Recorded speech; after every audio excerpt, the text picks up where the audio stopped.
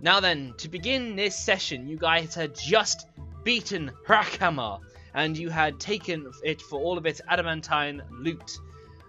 You discovered the key to the, dwarven treasury a little later than you might have preferred, but, needless to say, you managed to walk out with a good, well, several pounds of adamantine in your possession.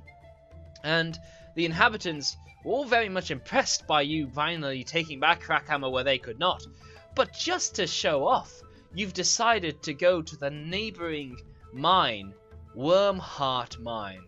And you had decided to go and take on Tinder, the young fire dragon, or red dragon rather, that resides there.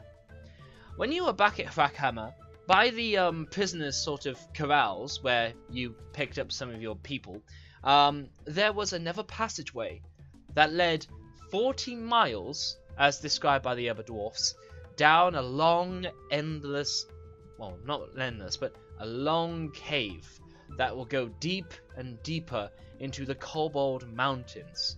But as much as Dorothy followed the yellow brick road, all you guys have to do is follow a minecart track, and you will not be led astray going towards Wormheart Mine.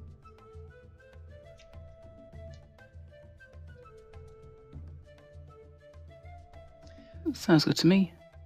Sounds easy enough. Let's do it.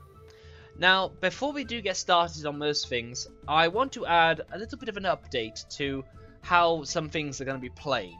So, I would like to know, what proficiencies do people have with your tools? So what toolkit proficiencies do you have? Let's see. I have Navigators tools, Vehicle Water, and Brewer tools. Excellent. That's a good many things. I like it. So, what I want, a loot and herbalism kit. Herbalism kit is actually going to be very special for you, Brightheart. What I'm basically getting at, what I'm basically getting at is, Xanathar's Guide opens up a whole array of stuff that you guys could be doing with these kits in order to make them applicable. For the herbalism kit, Kifri, Brightheart rather, I can tell you that a whole array of potions, basically all magical item potions, are available to you. So, making a potion of fire breath, you're planning to face a red dragon, I can tell you that taking the red dragon's gizzard is a key ingredient that you could be making in order to make a potion of fire breathing. Maybe you could use some of its heart and other such to be making a potion of superior healing, and all that other jazz.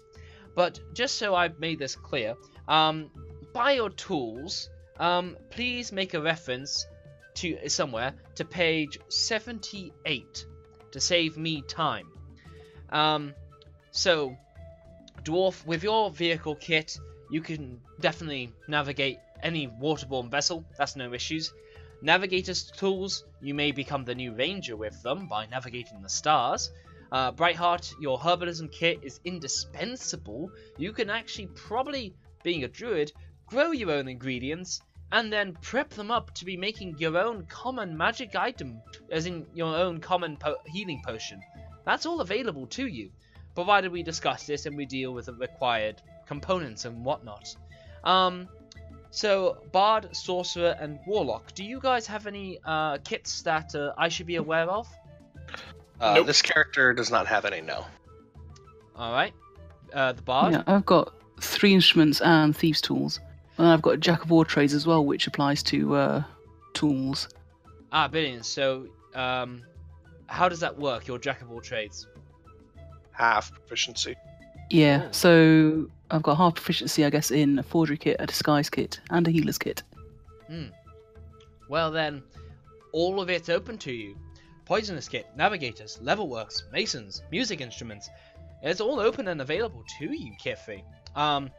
So, yeah, definitely make a note of page 78. There is nothing you cannot at least contribute in, which is going to be exceptional, because in the case of Brightheart's potion making, you may be able, and I'm going to rule that you are able, to assist, and that may I will allow to reduce some of the material components and whatnot. But that's just some stuff I wanted to crack up out of the way before we progress on. Just in case, Yeah, well, that's cool. yeah, just because it opens up a whole realm of other downtime activity that you guys could be getting up to. So, you intend to fight a red dragon. Being a bit lost in the jungle, why not? Kill something like that, get its loot, make the trip worthwhile, before heading off to Omu to the southeast, which is a good 120 days away, so between 12 to 6 days travel. And if you head to Wormheart Mine, yeah, the distance is about the same. But anyway, Death Curse is over your heads. You're a little unsure of how to approach it still. What you know is that there's undead everywhere, but screw that, we're not gonna get that kind of fate. Let's do the more epic thing. Let's take on a red dragon. Plus, you know that in doing so, the dwarves' recapture of the Cobalt Mountains will be secured and firmed up. So you will be doing a great service to them, in essence. Do the dwarves have any smiths in their company?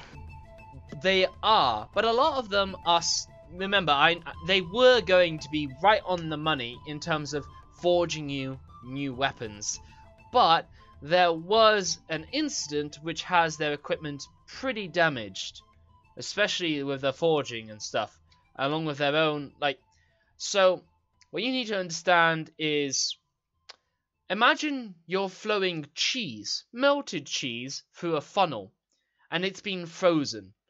What the dwarves have to do right now is to try and scoop out that frozen lump of metal that, you know, the sorcerer caused, including some fractured and damaged metal masonry, as well as trying to stick something in to unwedge the cork you've caused, and not fry themselves with burning hot lava on the other end of the cork.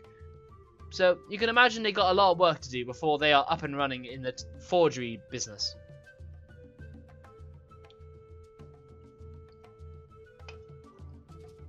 Yeah, so if we want something quick, we'll have to go back to Omu, Port 9 and Zaro. Yes. It is also worth probably mentioning that you will always have a safe haven here at Harakama if you need it.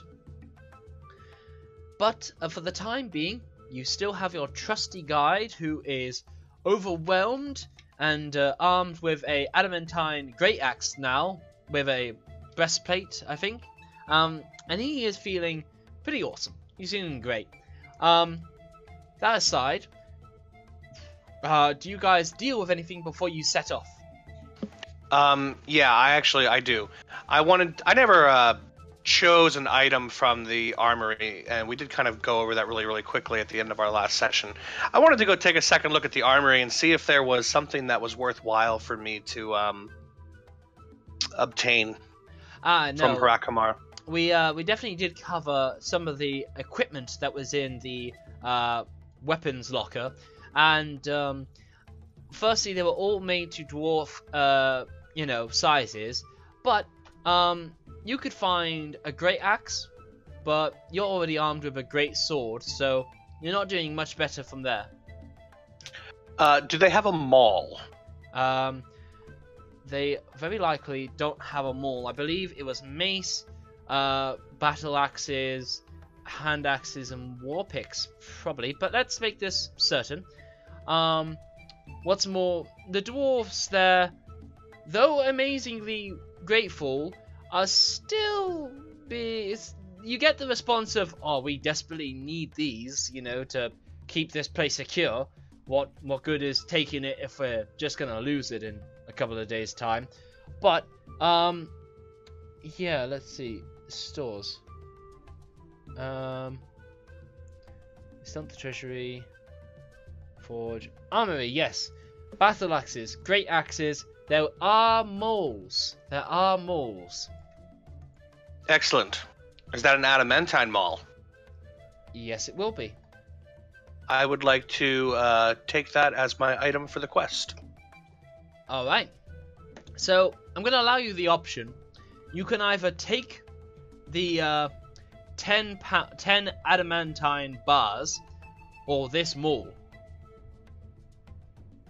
Okay, hold on. I'm looking at character ability here real quick. Okay. What are the chances that they would be able to forge a weapon good. for me? Not good, unless you have 10 days to wait. Well, how long will it take to get to the dragon and back? Now that is much sooner. It's a 40-day trek through long, expansive dwarven tunnels. 40 miles to be exact. And, you know, you guys be led by Mushrib. But even then, it's a dark navigating. It's not like you guys will be sprinting. Be about 4 to 3 days. And then same coming back. Could the Druid use heat metal to help them get their forge ready faster? No. And the reason I'm going to say that is because liquefying the plug is just going to have a sort of semi-gooey, semi-fluid, but still locked up thing that these guys aren't going to be able to pry out. It's honestly better if you leave it to the dwarves to fix the dwarven equipment. It was just a thought. It was a good thought. Okay. Well, I will end up keeping the adamantine bars because I am, at this point, locked into using greatswords only. Okay. I will say, when you go back to Portney and Zaru, and when you would silver a weapon, you pay 100 pieces. When you adamantine a weapon, it costs 500. Because you have the material components needed, I'm going to say that the service will only cost you 100 gold pieces. So that's just manual labor. Okay, fair enough.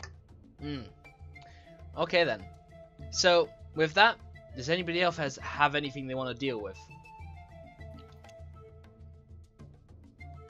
Not me. Let's get to dragon hunting. Alright, excellent. So, you guys begin your long passageway in Dwarven mines, and it's quite an amazing ordeal, quite honestly. Every time you spend more than an hour, you're just saying to yourself, how can this be going on? How can these underground passageways be goddamn treks? I mean, probably. For a Gold Duke of Edinburgh award, I hiked 40 miles across the space of a week. That was a pretty tough ordeal. That was the most adventurous outdoors I've ever done. That is the entire equivalent of endless, mind-numbing indoor terrain of these tunnels. And they do go on a long, long way. So yeah, you guys have 4 days, or 2 days between that time to kill. How do you pass the time? Otherwise, you do just find yourself walking in silence.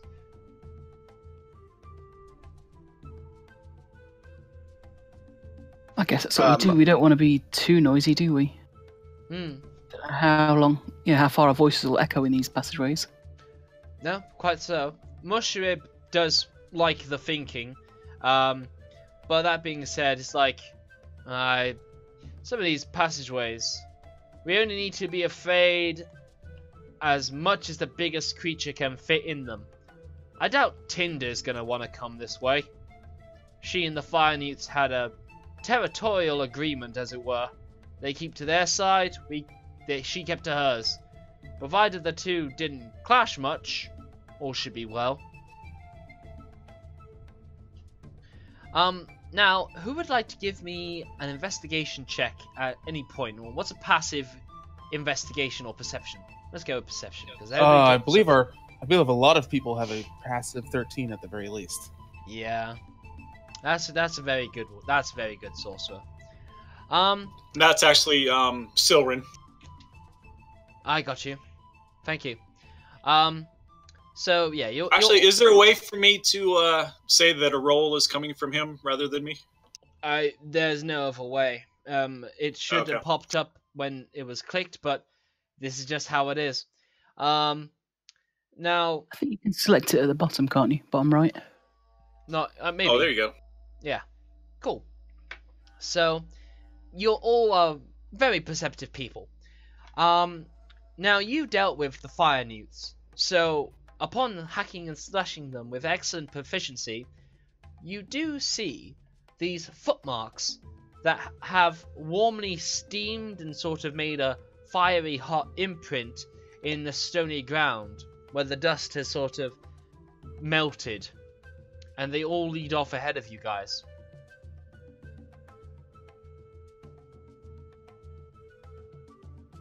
Do we know it's a fire newt or something else?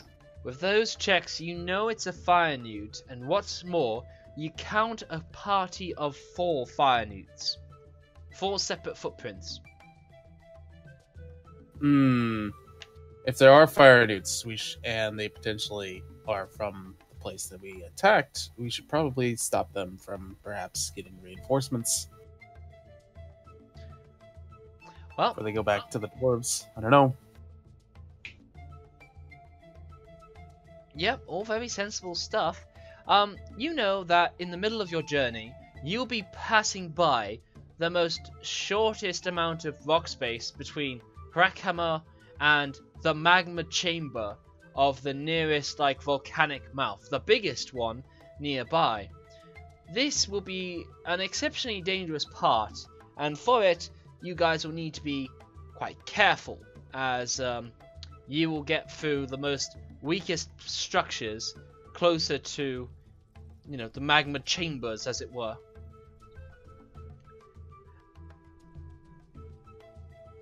So we want to avoid fighting them there then. Yes, that will be key, and you also don't want to risk any natural hazards, like dripping lava coming down from the ceiling, or busting a hole in a weak, cracked bit of rock that gives way to a pit that then has lava waiting beneath you. But Mushrib assures you that the dwarves will have taken this into account with how they've set up their mowing cart.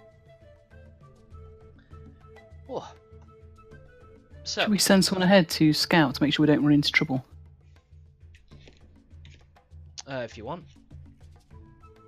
Have the maybe the druid, or Yeah, we don't really have a myself? scout unless the Yeah, druid I know. shifts. We don't really have a scout. I guess I could go. Yeah, but, she's volunteering to do it. Okay, so Brightheart erupts into a large spider, and I believe their speed is about 30 feet, so it's not too much of a distance. But you do go on ahead, Miss Spider, and I'll deal with what you come across. So as you go on, your path is undisturbed, but you do come to a wide yawning magma chamber. The lava level is pretty low, about 50 feet beneath the minecart track, as the minecart track is kept off to the side, as it's sort of skimming this huge yawning chamber. At the bottom of which you see the fire and magma sort of bubbling and spouting gouts of hot fire, as the sulfuric sort of steam and smoke condenses up to the ceiling before sort of seeping through the walls in certain places. But when you sort of hang out here, you even bear witness to see a fire elemental just frolicking and like raising out of the lava to just sort of dance with the other fire. Needless to say, however, your presence doesn't seem to disturb it. It might regard you for 2 minutes, and then it will simply carry on its way. It doesn't come out of the lava to greet you. You figure, well, give me an Arcana. Yeah, that's good enough. You figure this may well be a natural portal within the lava into the plane of fire.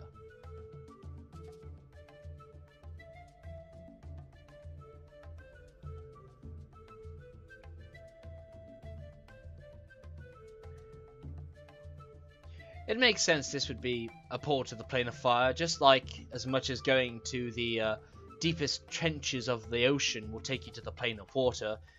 Going past this cloud level might have you drift into the plane of air, and, well, you never know when going into the bowels of the earth might take you into the plane of earth. Yeah, sweet. So your spider comes back and they go, and they spew spider web at you. Then your druid wild shapes back out of spider form and will say that there is a possible entry into the plane of fire just up ahead. Well, we don't want to mess with that. New. I guess we just need to give it as wide a berth as we can. Oh yes, that's more than doable. The minecart track inevitably goes through the magma chamber, but it will still go to the very edge. Edge of what? The magma chamber. Oh, gotcha. It pierces through it, but at the very edge. Now, you guys pass through it, and you get through to the other side. You all see in there. What you do notice is the roof of this magma chamber, suspended above 100 feet or so from you, seems to be lined with diamonds. Well, I won't mind taking some of those with me. No, you would not, I imagine. Oh, can you reach them? At 100 feet, it may be a bit tricky. Yeah, I'm a bit short anyway. I guess we need to let the dwarves mine these instead. We haven't got the equipment for it. Yeah, I don't think any of us have a pickaxe, unfortunately. Well, hey now, you're a rock star. Get the show on something or other. But if we go to page 78, maybe there is a toolkit I would allow for just such an occasion. Oh, I know exactly the kit I may want to use. Or at least I've seen it. Dwarves tools. That's exactly what I would allow to remove some of these. But I already am pretty Kiffy. I know I will allow you to be proficient, but I know you haven't kept any Dwarves tools on you. No, I don't have any. No, because nobody would have seen such an eventuality, and it's quite alright. These things happen. Yeah, I could always cast Shatter, but that might not be the best, you know. Might Cave in! But we would be able to reach the diamonds, you know. Yeah. Well, they would come to us. They would come to us with And several everything hundred else. tons of lava. Oh, Mason's tools will also be suitable. Which I am not proficient in. I have brewer's tools. Do you have them? I believe... no, I do not. Well, I'm proficient, but I do not have those. I do have Navigator's tools, though. I know, but you can't navigate a diamond down. No, you can't. Either way, you guys lack the means to safely sort out any diamond cutting, so we'll move on. More days go by. It's amazing how long a dwarven tunnel is. Well, except to Musharib and, Dauron, of course, because this is how dwarves operate. They are happy to go between countries if it means a good ore vein and a good... They basically are people that like to play Minecraft a lot. And with that, they don't understand that there is no such thing as too long a minecart and too long a minecart track. So, 3 days... What I'm upset about is that we don't have a cart to just ride along in. That is a shame. That is a shame. And that's so funny given how things go in the next part. But, moving on, you guys should be beginning to see Wormheart Mine. And you shouldn't see anything aside from sub-level 2. And I would like you guys to assemble yourselves up on this minecart track over there.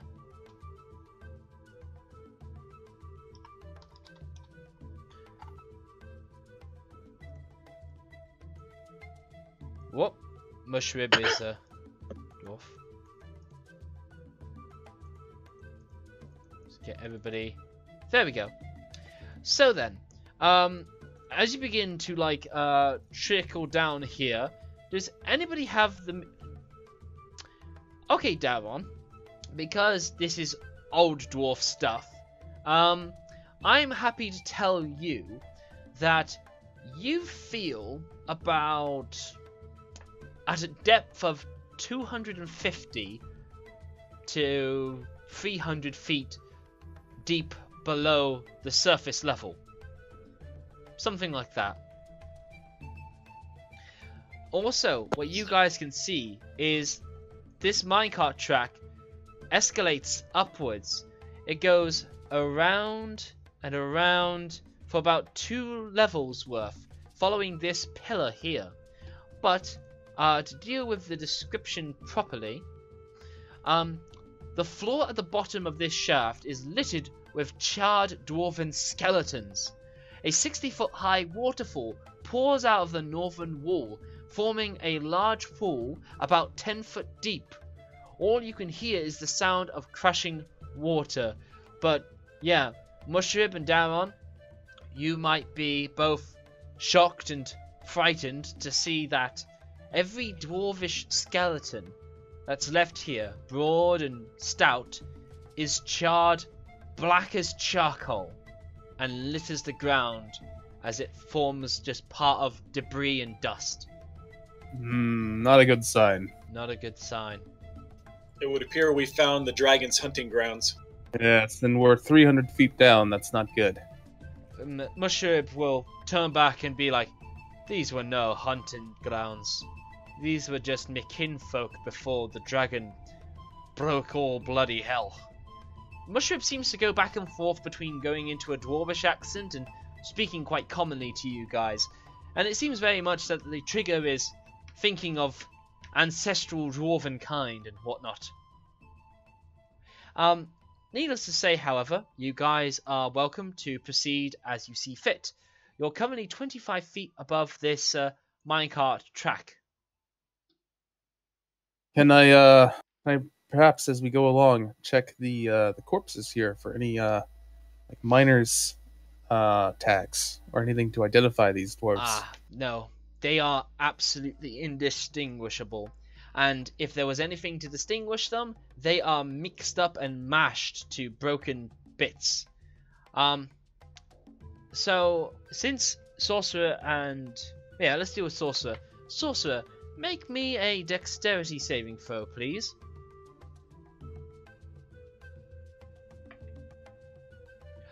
That is a nat 1, Sorcerer. That is a nat 1. Son of a bitch. Our mages still haven't learned from last session to not run forward. I had put the DC as 10, and I only had the negative effect if you failed it by more than 5, and you just nat 1'd. Okay, so you slip like back over here as you walk straight out into this watery sort of front. And you take a tumble into the water with a loud splash. This is not an issue. Yeah, this is not an issue. However, why don't you roll me 2d6?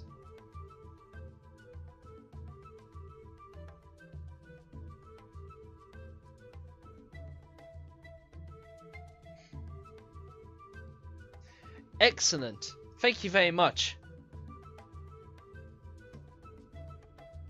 About 6 or 7 quipperfish all come over to you as you have disturbed them.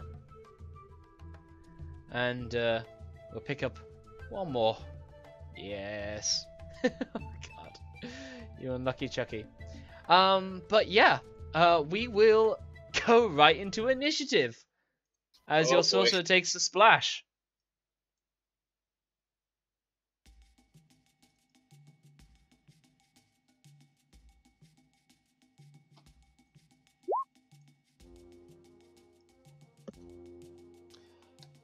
You'll remember Quipperfish back when you were dealing with the Green Dragon's Den, Needles thingy. Yeah, they weren't the most fun. No, I imagine not.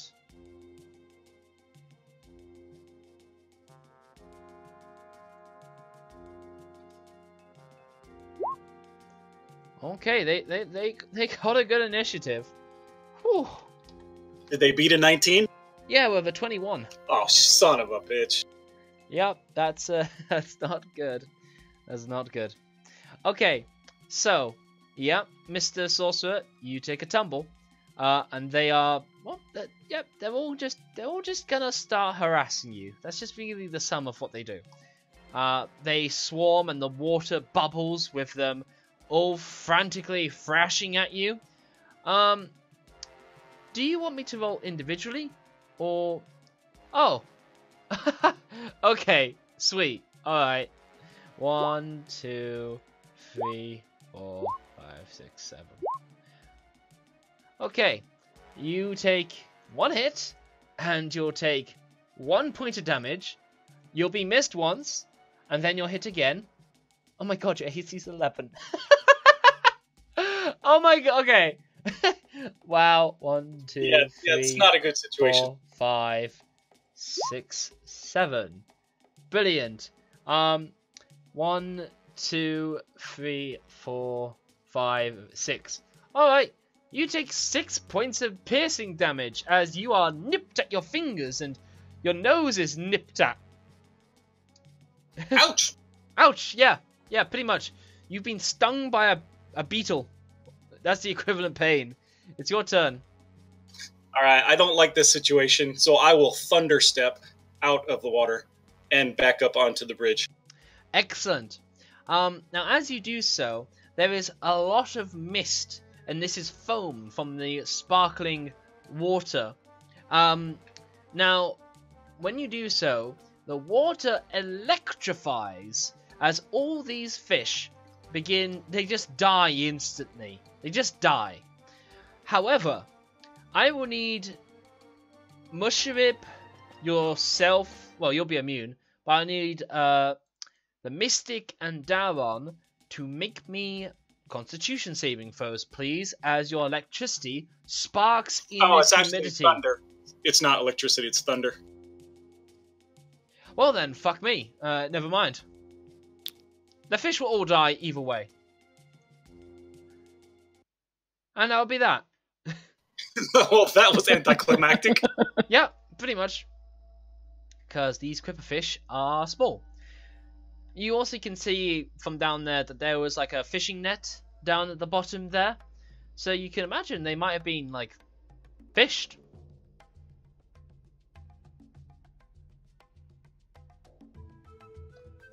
Well, that was embarrassing. Yes. Can we pretend that didn't happen? You have a cripperfish. Oh no! I'm going to remind you every single time not to go ahead of the warriors. Yeah. You have a dead cripperfish Actually, still like gnawing at your like bottom. Ugh, pull it out. Yeah. Is it worth keeping it for tea? Ah, For our dinner tonight. yeah, sounds good. All right. All right.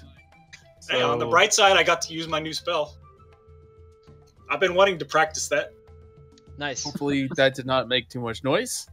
And Actually, we can fast forward. it makes a lot of noise. It's thunder. I would imagine so. Oh boy. Oh, it does make a lot of noise. Well, if I didn't know we were coming before.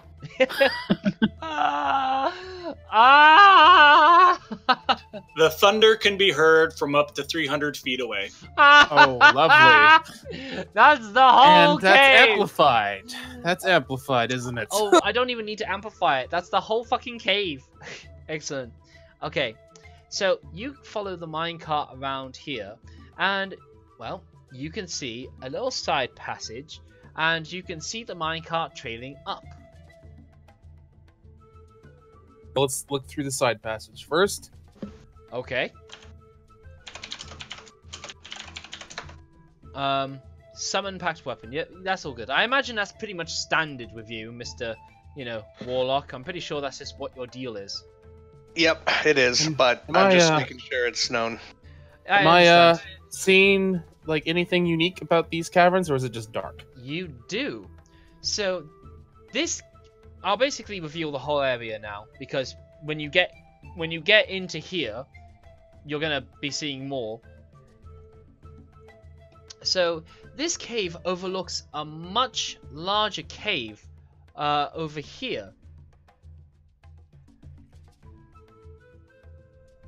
It looks over a much larger cave, and hanging from pegs at the back of the overlook are 4 ferocious-looking wooden masks and 4 capes made of scaly dinosaur hide dyed bright red. And when you look over here, you see a massive pile of money. Oh, shiny. Yeah, it is a king's ransom and more. So, Kifri, am I right in presuming you're the money-grabbing sort? Pretty much. I think I me definitely and want her, a cape yeah. for a costume. Yeah, the two of us are like... Give me... You don't have the kit, but because it's going to be used for appraisals, give me what would have been your jewelry's tool kit check. Is that investigation? Sure. Alright. There's a lot of money there. Lots of money. Yes. They won't notice we take some of it. Mushroom is looking very cautiously at all this, and he's inspecting the dragon masks, or the wooden masks and the capes with a lot of curiosity. They seem to be fitted for a medium to smallest creature.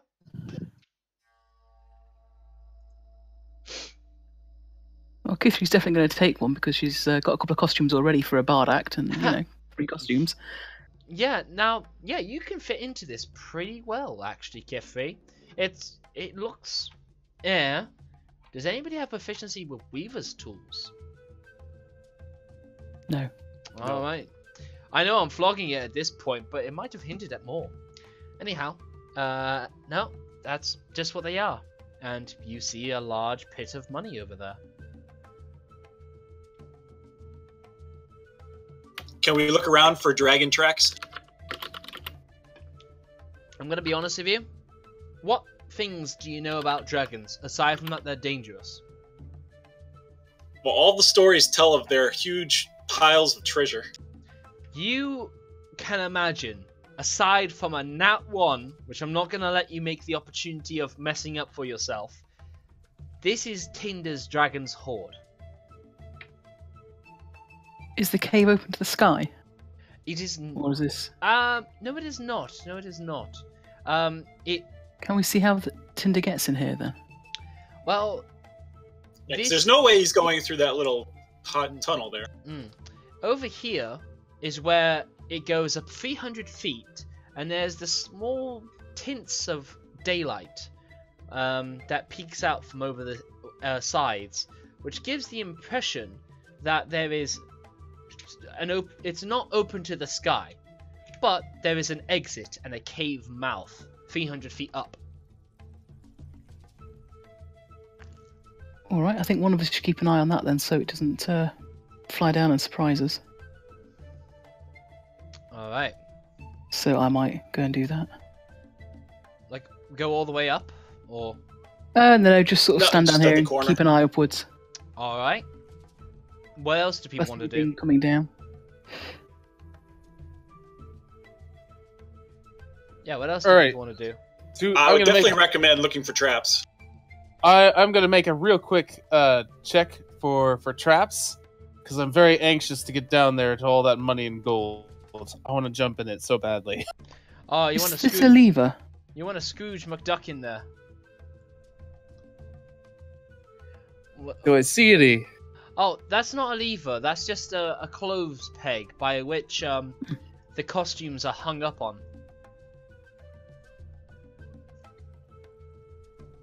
But what were you saying? You were saying something else aside from that lever. Not me. He was checking for traps. I was checking for trap with my perception. From White. Oh, thank you. Yes, please. That would actually be pretty cool. Thank you very much, co-DM. You get the impression about what she's like. So yeah, that's all cool. Also, let me just Discord something to you.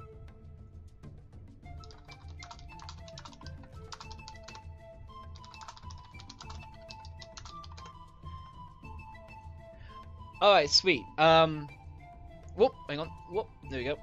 So yeah, go on. Tell me what you're up to.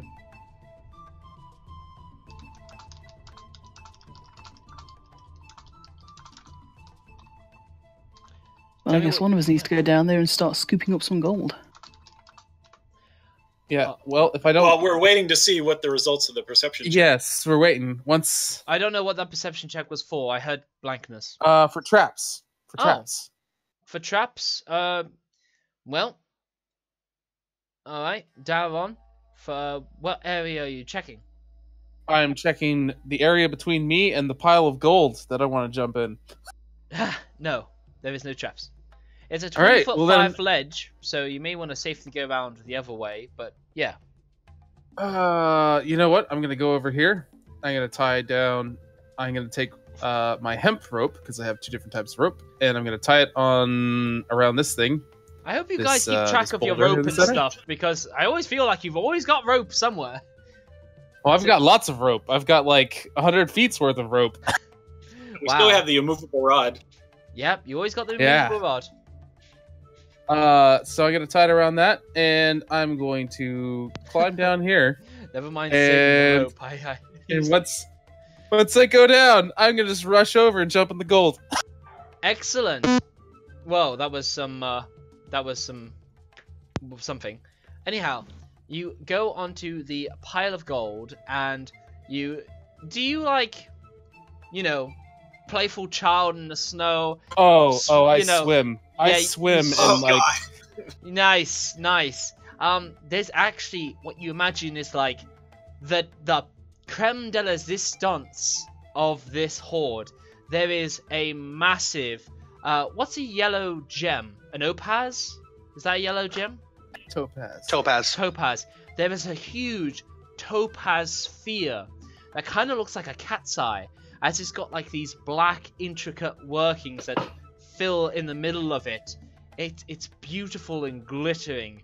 It may be like the most crown piece of this piece of like equipment and whatnot. Oh, I'm hugging it now.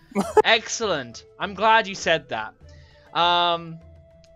If I may, what happens is that when you touch the gem, it feels squishy. It was at this moment that he knew. He fucked up. I was hoping that he knew. He fucked up.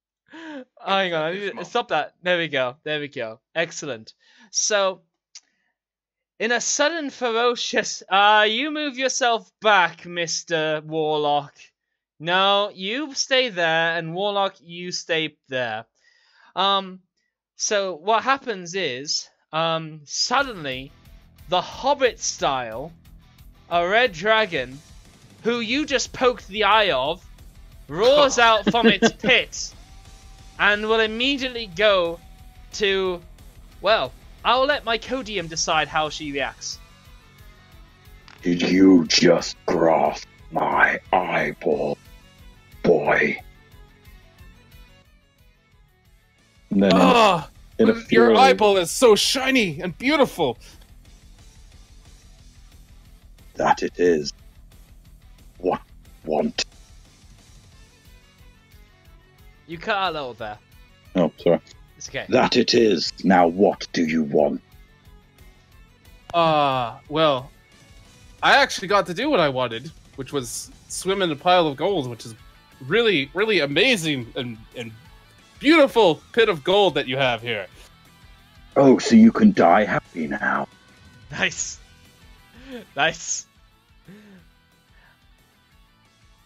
Now, if you want to, she may make the first attack. If you want to. I guess we are rolling initiative then? Not a short rest. It's already decided at the Equipper.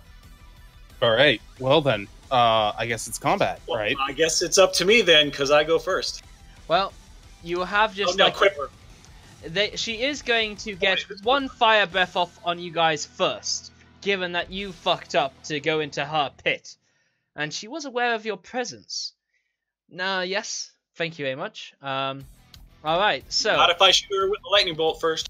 No, she is going to do her fire breath first. She has watched you enter, she has waited curiously, and you have shown your intentions of her gold. Now then, Mr. Daron, because of your danger sense, your brilliant danger sense, you can, use that. But, you are, okay, yeah, you need that danger sense. You are going right into a dwarven furnace.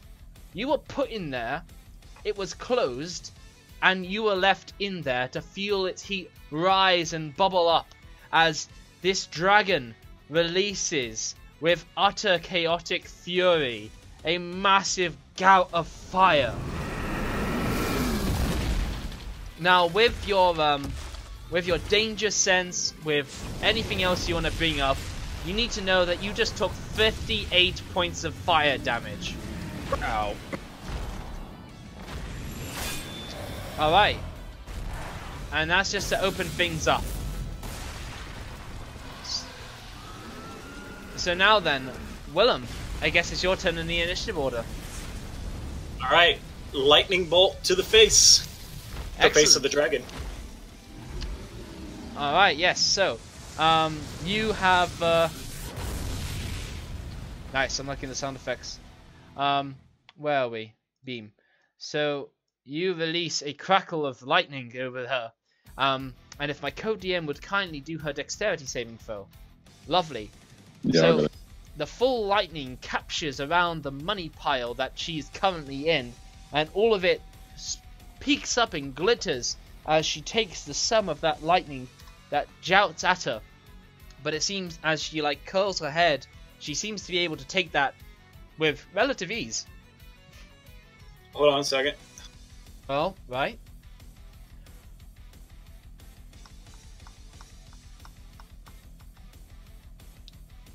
Elemental Adept, you cast spells you cast ignore resistance. That's not the issue here. The issue is that they are a dragon, and they are in cool addition, and awesome. so all twos that they rolled, they can re-roll. Oh, no, sweet. it's all. No, never ignore that. It's completely ignored because you didn't roll a 1. Okay, sweet. I highly recommend you look up certain macros that can help out with this sort of stuff. And yeah, you duck out of there. Nice one. Alright then. Kifri, it's your turn. It seems like the dragon has been awoken. Right, well, I don't think I can do much because I can't travel very fast. I'm just going to move to there and cast Healing Spirit, just so it's ready and waiting when we need it.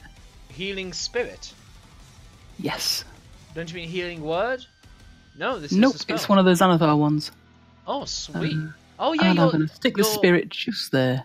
There we go. Your Occital. Yeah, lovely. I can put it within 60 foot that I can see, so I can only really go along here. But yeah, it'll have to head off towards Daron on my next turn. No, awesome. Yeah, I dig it. And then I'll head back. Wonderful. So, does your Occital heal things within a certain range? No, it's when what's the spell card say? I think it's whenever someone enters its space, the 5 foot square, they get healed, or if they start on the 5 foot square.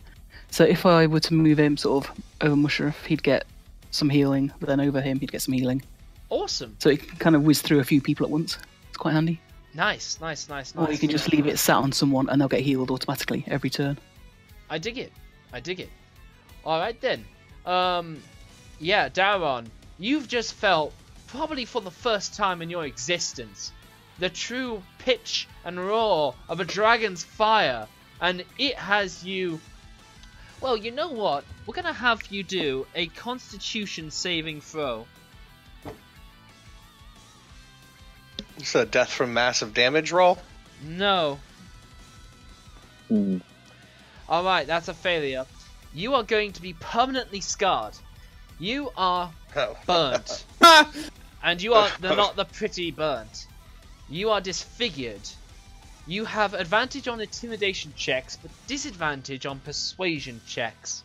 As you are, as I said, disfigured now. with he's like scorches. I'm now bubbling- Dalron Burntbeard. Yes. Oh, Burnt beard. fuck. Oh, yeah. Okay, yeah. Daron, my dude. All your facial hair is gone. No! It has all Never been, mess with the dwarf's beard. It has all been burnt off. No dwarf beard could possibly withstand the dragon fire. Your eyebrows, your beard, your mustache, your fucking ear hair, your nose hair, your head of hair. It is all singed and has left you bubbling skin clean. You don't have a strand of living hair to your face. Dalron Baldbeard. Yeah. It is your turn, Dalron. Alright, let's see. Real quick question, because I'm trying to remember this. Is a potion a move action or is it's a standard, isn't it? A potion? Did you say a potion? Yeah. Yes. Potion is a action. Okay. Yeah. I am going to first use You rage. Yeah, well, I'm gonna rage first, obviously. There we go. I'm also going to use my new second wind. Okay. Excellent. Yes, that's going to heal you for an amount, which in this case is that's okay. Sweet. Yeah, not much. Not much. No. That was a bonus. In fact, that is a bonus action. So you That can't is a rage. bonus action. You can't rage and do a second wind. So you have to pick Isn't one or rage- the other. Is Rage it is a a rage? bonus action. Is it a bonus action? Yeah, Bonus it is. action. Oh, okay. All right. I thought it was a free. My mistake Nope. then. In that case, no, I don't heal. All right then. Boop. I will, as a standard action then, I will use my, Dwarven, Resilience. Nice. So you take Or the not, dodge whoop, action. wrong one. I know Yes, what you the do. dog You take action. the dodge It's action. this one. Yeah, And you there we spend go. some short rest hit die to heal yourself. Very nice. That's better. Okay. Is that the only dice you spend? One hit die. Yeah. Number times Yep, equal that's to the total. Okay. Weird. But yeah. And, the free action, I guess, Storm of Fury, which is, that's it. Not a free action, but the end of your action, and yeah, she'll make a dexterity saving throw, I guess, Co-DM. Yeah. Oh, yeah, dex. Yeah. Alright, she'll take 2 whole points of lightning damage. And that's it. Yeah. You're in the Dragon's Fury right now. Brightheart, your turn. You have access to the creatures. I'm pretty sure you become a Dinoceus. You have never failed me yet in becoming a Dinoceus. Sounds like a weird song lyric.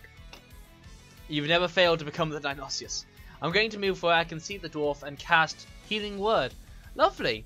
So yeah, you see him in sight and you send good magics to him to go heal him up. Excellent. You pump some more health into the dwarf as you sing praises to him, or you instill him with the power of the forest. Wonderful. Okay then, yeah. You're starting to get healed up again, Dara. That was your bonus action, Kifri, so... No, Brightheart, so what's your regular action?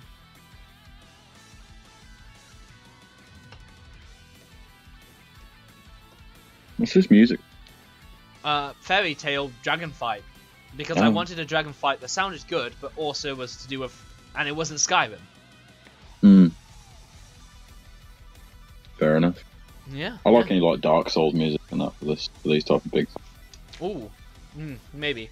But Dark Souls was too grim. I needed hype. That's true. I like to step behind back the wall as well as wait for my next turn to a dino. Yep, that's fair. That's fair. Okay.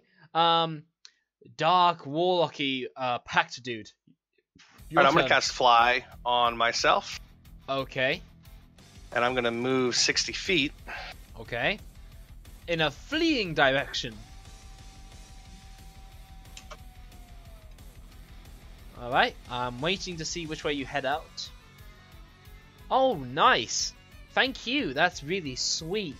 Actually, I'll go here, because I have Nice. one more. I had 5 more feet. No, awesome.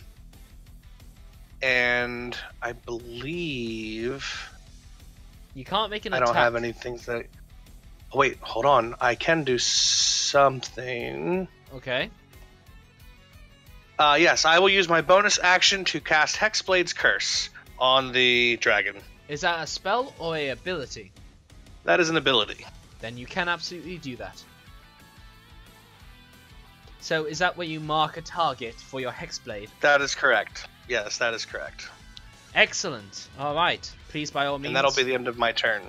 Okay. I think I remember how this works, so we'll put this matching token going on.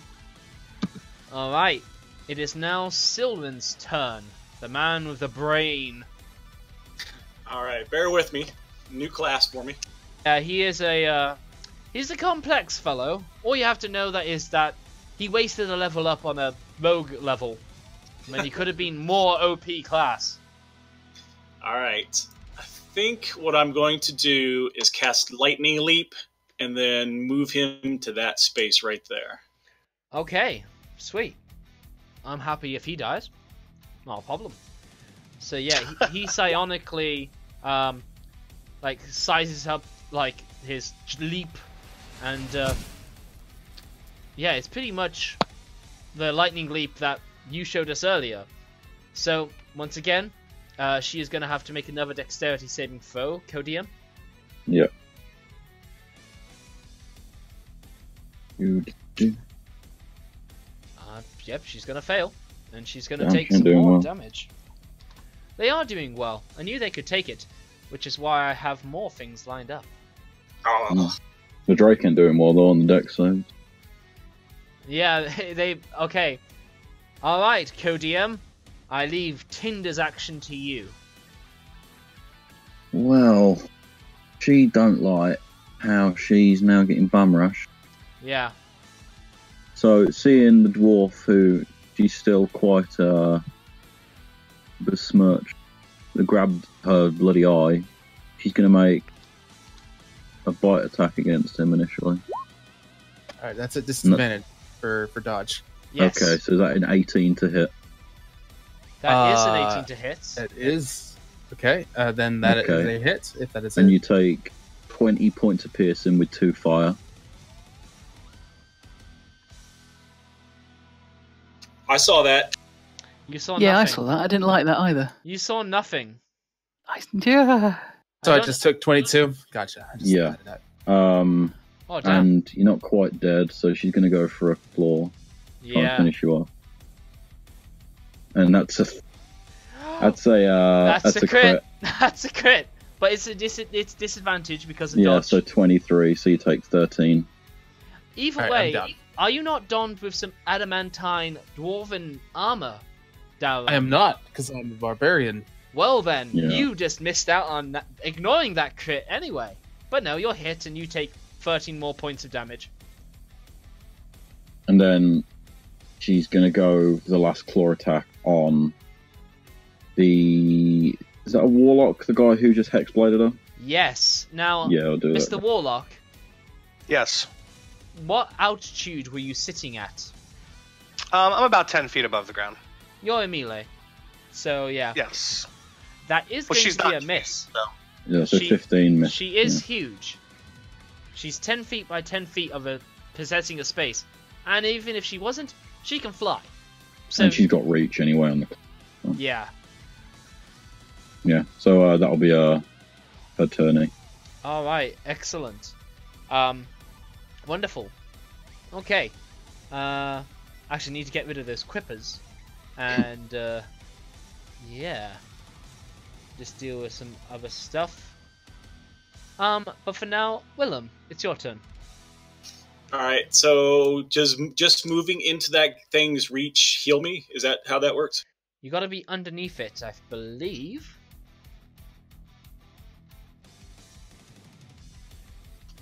Vic. Oh, sorry. Yeah, just underneath it to get health. And then Hello? do you roll for it, or do I? Well, I it was guess 4 me. last time, so I think it's probably you can keep doing 4, maybe. I kind of thought you'd roll it every time. Oh, okay. I don't mind either, however you want to do it.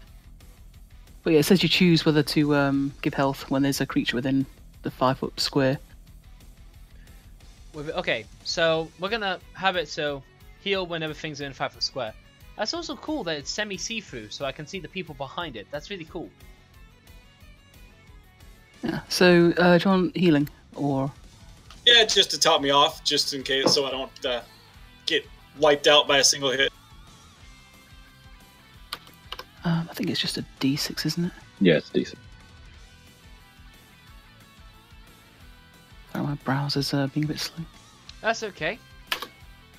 They can't handle Hey. this Wow, dragon fight. very nice. Nice. Can you select your guy? Yeah, you that- can. That does indeed top me off. Very nice. All right. Let's see. Magic missile to the dragon's face. All 3 bolts. All right. Just first level. And I am casting it second. Okay. Nice. So that would be 4d4 plus 4. Mm-hmm. Yeah. Nice. Oh, that is some terrible rolls. That's magic Well, missile. yeah, the extra was. Damn it! I keep forgetting to switch the sources. It's cool. So yeah, at this point, Tinder is looking a little hurt, but they've already downed one of your friends. So, overall, she's not doing too bad. Plus, she knows something you don't. That something is going to appear now in the form of 2 fire newt warriors. This fire newt is going to come over. These are the ones that have been ran out thanks to your shenanigans back in Hrackhammer, and they have come to absolutely seek revenge. That much is for sure. Okay, so Kifri, you will please make me a dexterity saving throw. Sure. If it tries to huck fire from its mouth over at you. You pass, and you're going to take 8 points of fire damage. 4 points of fire damage, rather, sorry. And then following that up, this other newt is going to come up, and he is going to scimitar you twice. It's going to hit once. And if it ever gets to roll the second attack, there we go. So it does a 22, and will do 2 points of slashing damage. And then it's going to crit you, and is going to do 8 points of slashing damage to you. Oh, that's not good. That isn't good, no. Alright. It is your turn, Kifri. Right. Make a perception check. Not sure I want to see whatever this is going to show me. Well, actually, I'm going to allow it. You can actually just see these two. The ones you saw before that were quite spellcaster-like, over in the distance. Okay. Well, I am going to cast Hypnotic Pattern on those guys. That's why I revealed them. Does that include all of them? No, it's going to have to miss the one directly in front of me, I think. Alright, sweet. So they're all So- going to make some wisdom saving throws, if I'm not mistaken. Yes. Alright. Against 15. You should be able to hit them all. It's 30 foot. Yeah, but I'll be inside of it then. Right, does it? I don't think it affects you, does it? I'm going to rule that it would not affect yourself, being the caster. Okay, in that case, it'll get all of them then. Alright. The last time I cast this in another game, it did affect me, and it just wasted the spell completely. I think... Okay, whatever. So yeah, that fire newt is going to be charmed by your pretty patterns. And then as for the other fire newts that seem to be magically adept They are both going to fail and are going to be magically charmed by your pretty patterns. Okay. So we Which can is- ignore those for a while. Yeah, which is excellent because it was their turn next. Now Mushrib. Oh, Yeah. actually, I was going to say I'm going to move, but I'm not. We need to get rid of the healing sprite though, because it's a concentration spell. Oh. Yeah. All right. Your occital disappears, and it goes meow or something as it like puffs out of existence. Mummy, why? Mommy, why? Yes. Okay. And since I can't use the bonus action for that, I'm going to quickly nip out here and chuck some inspiration to the warlock. Okay. That will Kill be it. an attack of opportunity again with the fire newt. And it's gonna nat 1 and stab itself, doing 2 points of damage as it hits itself in its stupid feet. Excellent. And then I'm going to hide back in there. Who did you throw inspiration at? Oh, careful. Oh, we're the moving warlock. up. Alright, yes. Warlock, you are blessed, or rather you are inspired by your halfling's desperate pleas for ending this thing. The other fire newt is also in a trance. Dauron, make me a death saving throw, please. I wonder if I'm going to get a copyright strike from this. Oh. That is one failure, Dauron. Okay, Brightheart, it's your turn. Brightheart's turn. I'm pretty sure I'm feeling a... Oh, okay, action is Barkskin. Before you say healing word, it can't be done with 2 spells. But no bonus sucks. Allosaurus. Hey, mixing it up. I like it. Alright. Alright, no.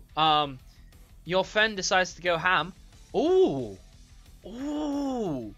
Oh, this looks cool. Oh, nice. Is it a large creature? It is. Now Saurus is pretty big. Alright, where do you choose to explode into Allosaurus form? Right heart? Sick. Dino battle. Oh, yeah. Oh, shit, nice. Wow. Okay, yeah, and your AC is going to be 18. Or 16 with Barkskin? What's it going to be?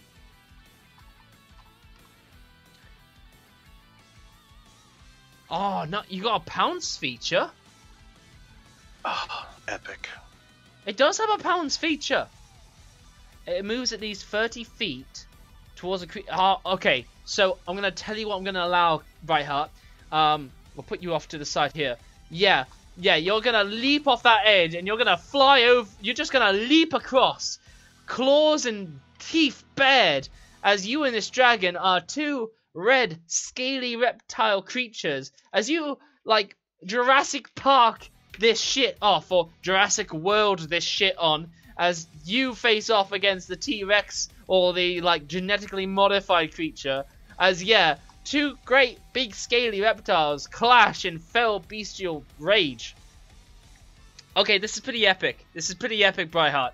You get inspiration for this. You get inspiration for this, definitely.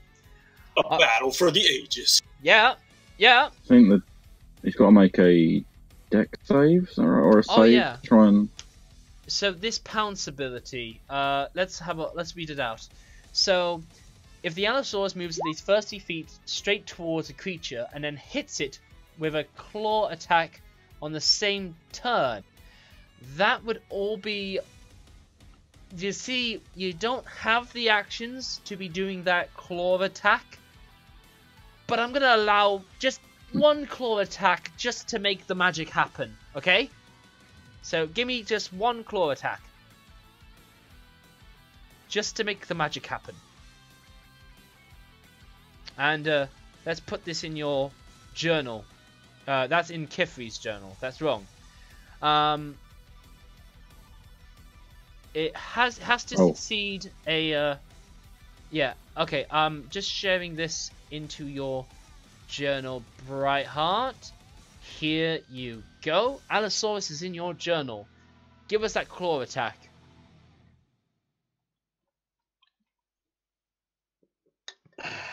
That is going to be a miss. So you're just there, ready to battle. Okay. Good turn.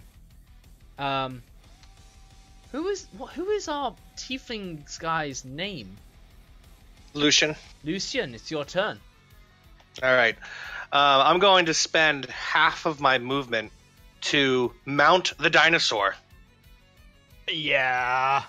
I mean, it's also a willing companion. Like, I mean, yeah. Oh, we had a discussion about this. You had it. I like it. Okay, this is awesome. So, what kind of warlock are you? What's your patron? Levistus. Elder God, Devil. What is he? Oh, I am. You mean my pact? Yeah. Is he Devil? Is he? Oh, Levistus is certainly a devil. Yeah. Sweet. Okay. So then, what you do is you mount this. Like red Allosaurus, and then your patron is so impressed by your ingenious, it's going to allow some colorful, just flavorful arcane scribbles across your Allosaurus, along with some like edgy scratch marks coming down from their eyes as they all seem to converge upon your being on its neck, and all of these like marks are tattooed with your god's like symbols. Demonic paint job. Yes. Yes. Pimp my Allosaurus. Yeah. And then since my character is continually trying to woo Brightheart's character, I'm going to say, yes, my dear, I will ride you in battle, and then you will ride me in victory. Wow. Inspiration to you too. I mean, you really did have this all figured out. Okay. Okay. And then I will go ahead and use my action to begin my attack on the beast. You're inspired by bardic inspiration. Your hexblade hums firstly for the taste of dragon blood, and holy fuck, your great sword comes straight down as Brightheart roars in ferocity. That's a hit.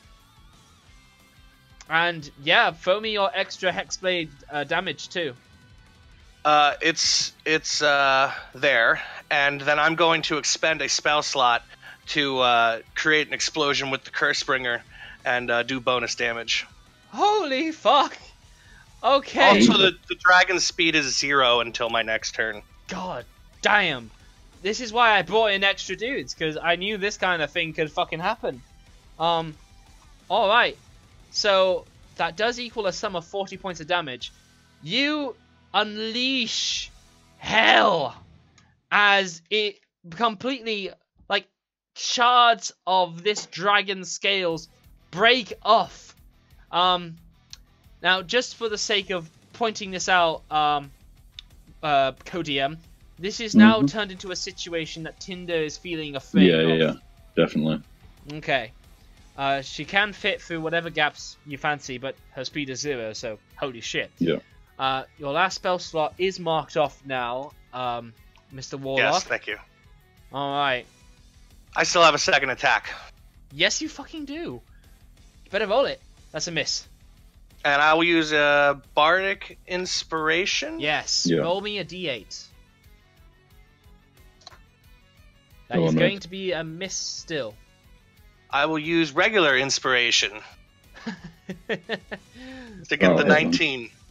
Can you do that? I've allowed it before, so I'm gonna say yes. It will be a hit. It will be a hit. Okay. Yep. Goddamn. You do some crazy damage to this dragon. It's still not down? No, it's not down. And that is my turn. Alright. It is Sylvan's turn now. Alright, Sylvan's going to move around to the dwarf and heal him. Alright. He pumps out some of his psionical healing. It's really rough that their speed is 0. That's really rough. Nice. That being said, however, a best So weapon that's can 20 get... points of healing. Yep, no, that's great. That is good. It can be said that everybody can be in range of the fire breath to come. Mhm. And be sure to do a GM roll. Yeah. 1d6. Hold on, I'm not done. As a bonus action, Fuck me.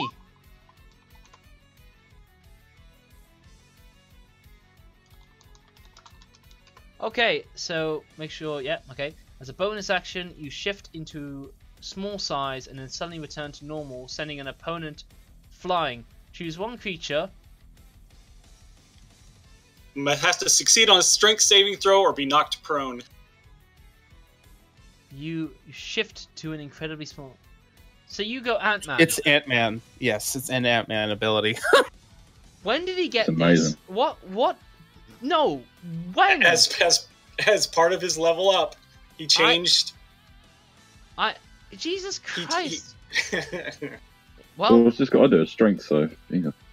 yeah, Yeah, but every time he levels, he can completely change his spells and focus it's and everything. diminution. That's It's the fantastic. That's the form. Yeah, But it's it still passes. yeah. Thank God. Oh, okay. I know, right? All right. Yeah. Tinder's turn. Yeah, well, he Has gets got a a lot of fire options. breath back, and she's going to use it on everyone who's in the area. So that's Yeah. slash.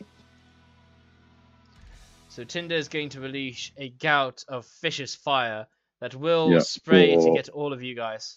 Everyone takes 59 damage. Well, there is a dex save, I believe. Oh, well, they could do one. Yeah, everyone make a dex save. Fail. That's Hold on, let me- Pass. the Allosaurus passes. Yeah, The fucking and Allosaurus. so everyone fails but the Allosaurus. So everyone Yep. takes 59, apart from the Allosaurus who takes, what, 30? Rounding up? It would, yeah, it would be 30. God damn, that Allosaurus. hurt. Well, the Allosaurus is bloodied. Lucian, did you take 59 I points of have damage? fire resistance, thank you. Yeah, fucking tiefling! Ah! Okay, Sylvan is fucking down. And, But Yeah. we are not! Oh. Talon... We stand united! She's still looking scared though because she can't move about, but she like the eyes are like darting, like she's like, yes, we've killed them, but now she's looking back at the Allosaurus like, puny little scaly fuck, I need to kill you next. Yeah, 1 second.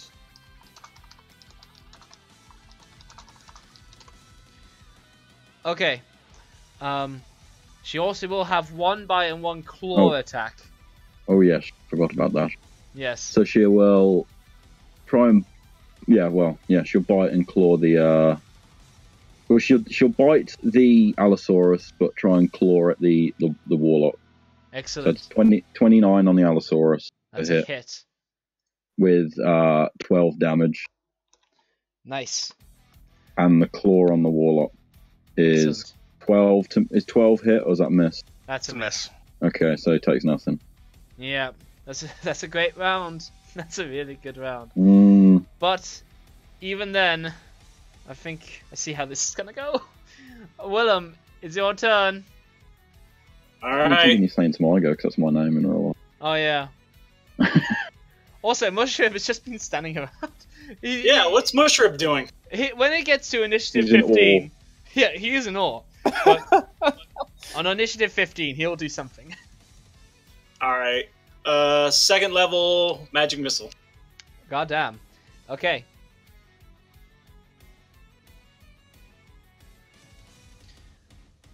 I love that this approach was possible, though they don't make any note about it in the thing. But you can just like totally come from the back and yeah, this is just how things go. Okay, yep, that's gonna do a sum of damage. Terrible. Why do I keep rolling ones? It's that hex blade that blew up on Yeah. her back that She's really looking did rough. a rough amount of damage. Alright. That fire newt is knocked out. And so this other fire newt is going to go back and is going to spend an action to wake up its body. And that's about all. Well, and then he's going to move up to here. And that's about as much as he can do. Kifri, it's your turn. Alright, Kithri is gonna come up here and... Did you do Yeah. anything special as a bonus action? Like, I know your swashbuckler can. Oh no, this isn't Swashbuckler. Oh, how do you disengage then? I don't, I'm going back. So, I'm going to attack this guy first, and then I'm just going to have to take the opportunity attack in a sec. Okay, Oh, you're roboting. you are going a bit roboty. Can you hear me right now? It's the Discord server. Everything's going wrong. Hmm. Yep, it's rough, but that is going to be a hit. Okay, cool. I will, no, not too much damage here. And I'm going to run away and take the opportunity attack to here. You're not going to be hit. Cool, and then I'm going to do Healing Words, the bonus action on Soren. Okay. So yeah, do that healing. I'll do it as a higher level spell. Okay. Waiting to see those heals. Yep, yeah, there's a lot of low extra healing going on, but it's all going to add up. And you stabilize Sylvan. Alright, I believe that's your turn. Yes. Okay, that fire newt is going to be passed out. Mushrib's turn. Mushrib... he understands his limitations, but he's going to go over here to the fire newts. And he is going to try and make an effort with the old great axe. It's adamantine. It is adamantine, yes. If he attacks, it's going to be a crit. Yeah. Really OP. That is going to be a hit. And Mushrib is going to do 10d12 plus 1.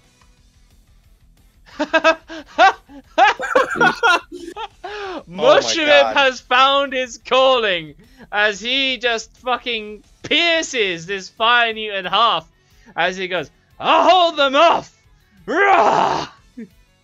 Yeah, he just completely destroys that fire newt. Holy fuck. MVP. Yep, finally. He just took a round to charge up that attack. Okay. Then this fire newt is going to make an action to wake up his buddy from his hypnotic trance. He's going to step on up. Then... what kind of spell? Okay. He is going to do a flaming sphere. Fire. Need this flaming sphere. Where is it? Where is it? Where is it? Here we go. Boom. And he's going to throw that all the way at you, Kithri, and then back here to make you guys move off. So I would like you, Kithri, to make me a... I think it's a dexterity? Yeah, dexterity saving throw, please. That's a pass, so you're going to take 4 points of fire damage. And it's going to stay there, crisping away. Flaming Sphere. No, yeah, Flaming Sphere. What kind of action was that? It was... that kind of action. Maybe you shouldn't have done it. Oh well, never mind. Okay. And that is its turn. Daron, death saving throw, please, but restart a counter, and that's one failure. If only you could see the glory that was happening now, Daron. Okay, Allosaurus' turn. Let's see this happen.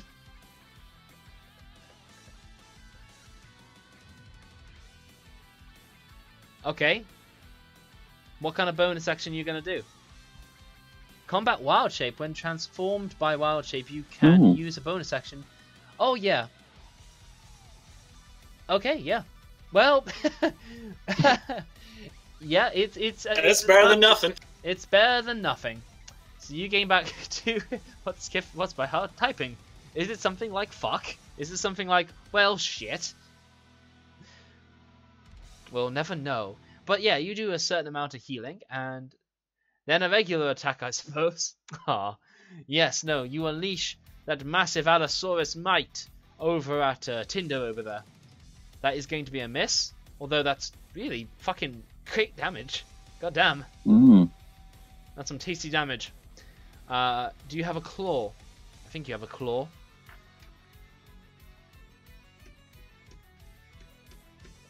That is a claw, and that is a hit.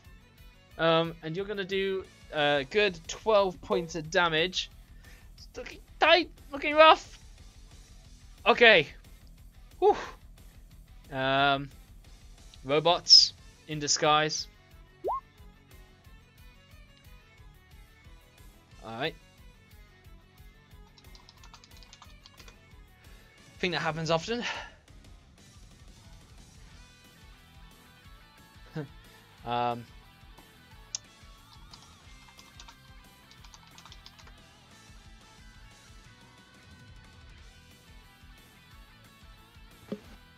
But yeah, it's Lucian's turn when he's ready. There we go.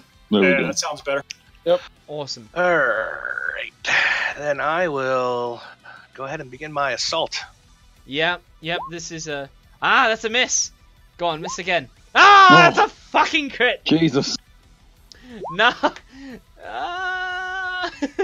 I really She's hoped... looking rough. Yep, I really hoped you didn't hit. And Tinder is like... Oh my god! Oh my god! Oh my god! Okay, Sylvan, given his level of what he took, and given how the last fight went, I want to say he's gonna try and dagger her.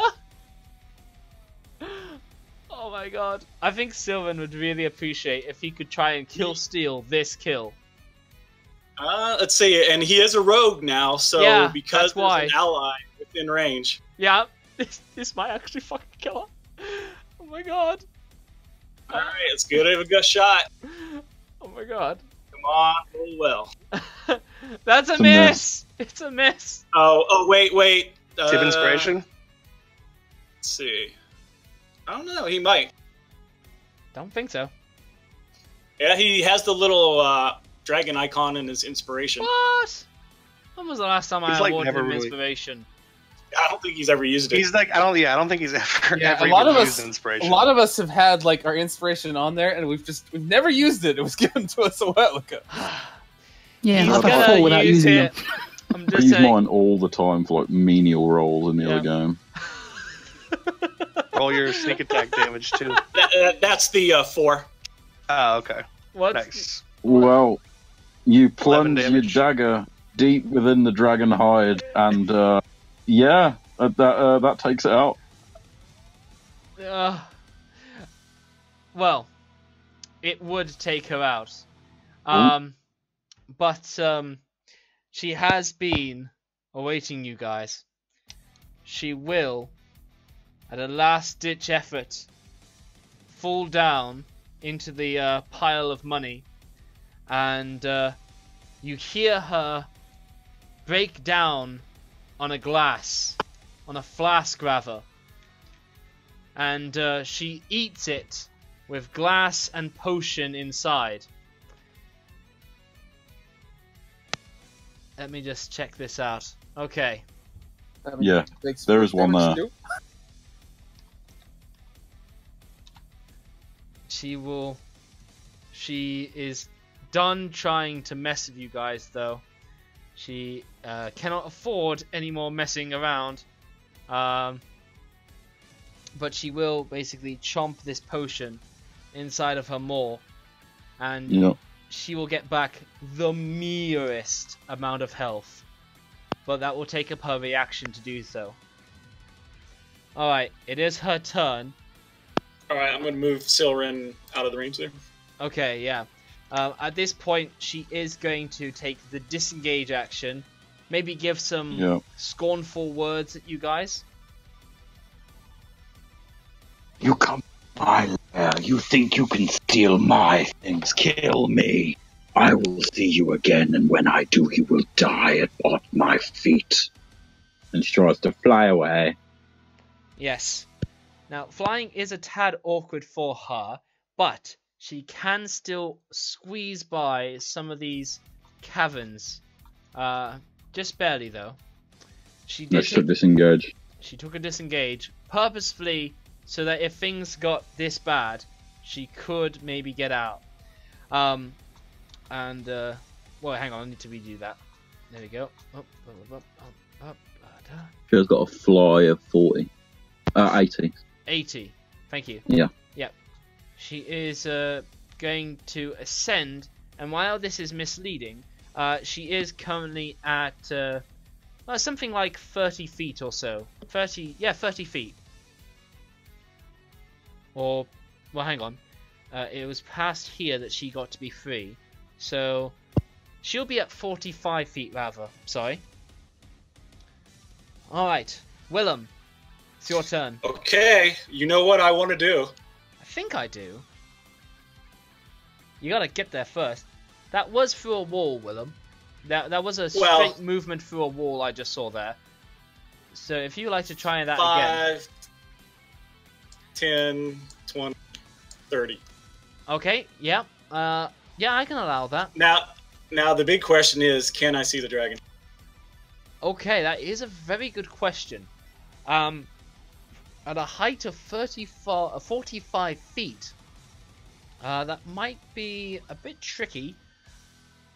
Okay. Well, it all hinges on this, because if I can see it, I can kill it. I know what's going on. Okay, they do have a variety of cover, but you can at least see some portion of them as they fly out, so...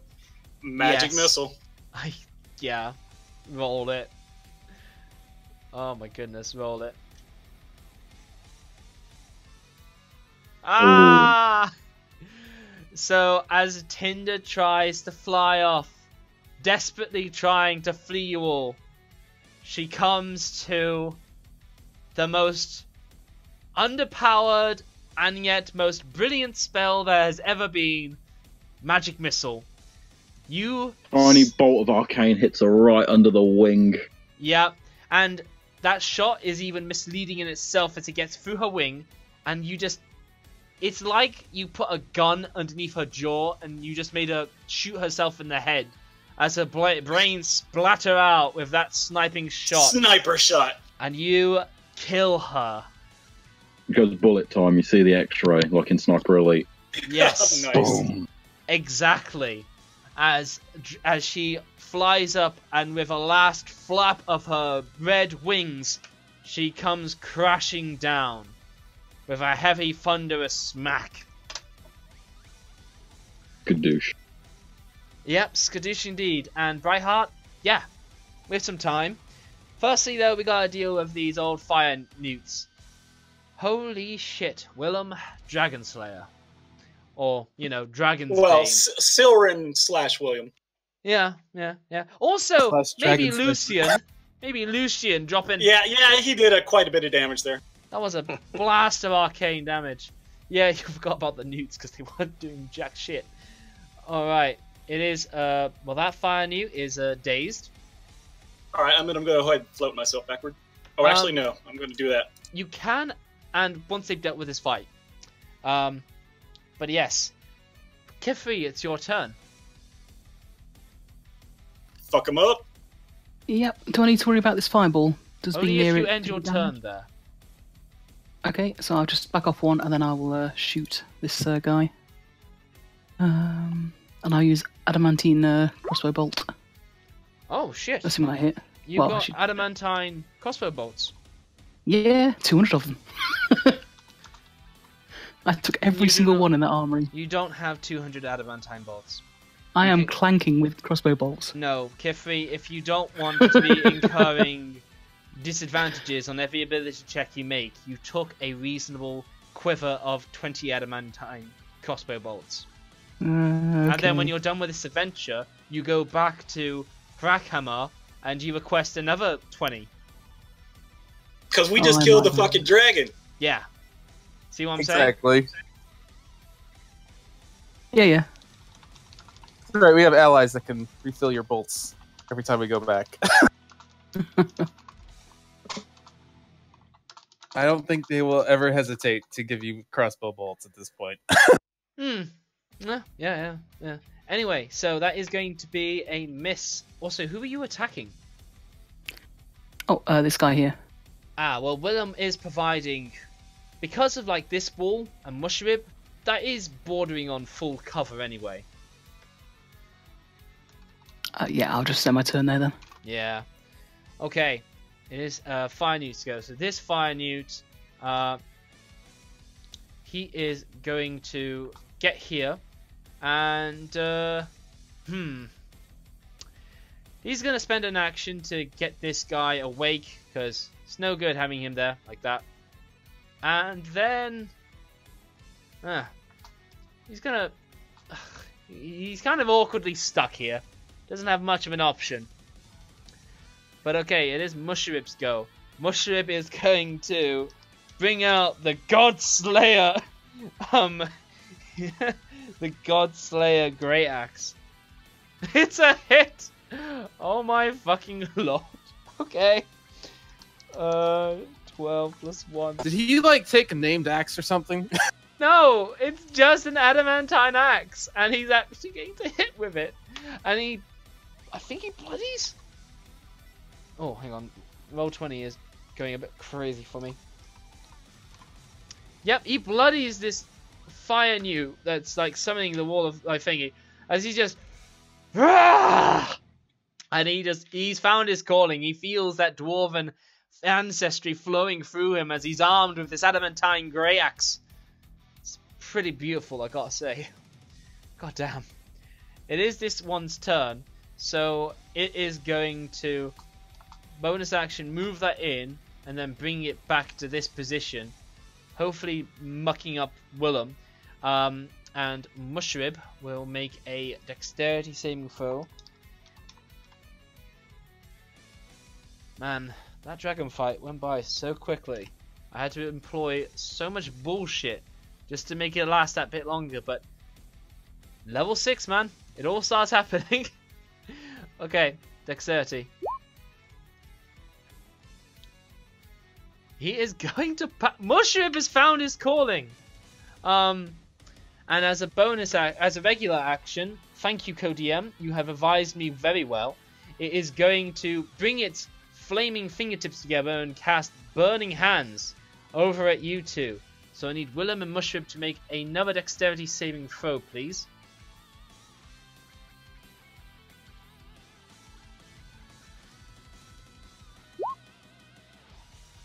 Alright, Willem, that is a failure.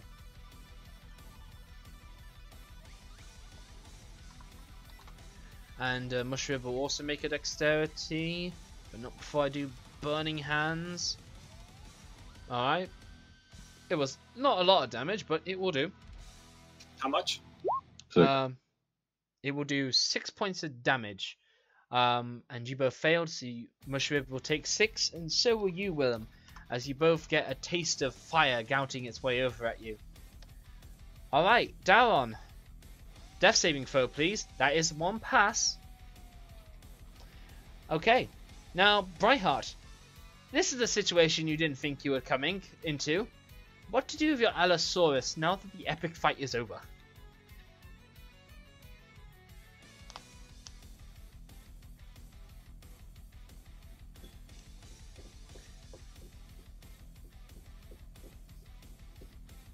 I'm going to dash to go around and get back behind the fighters. Excellent.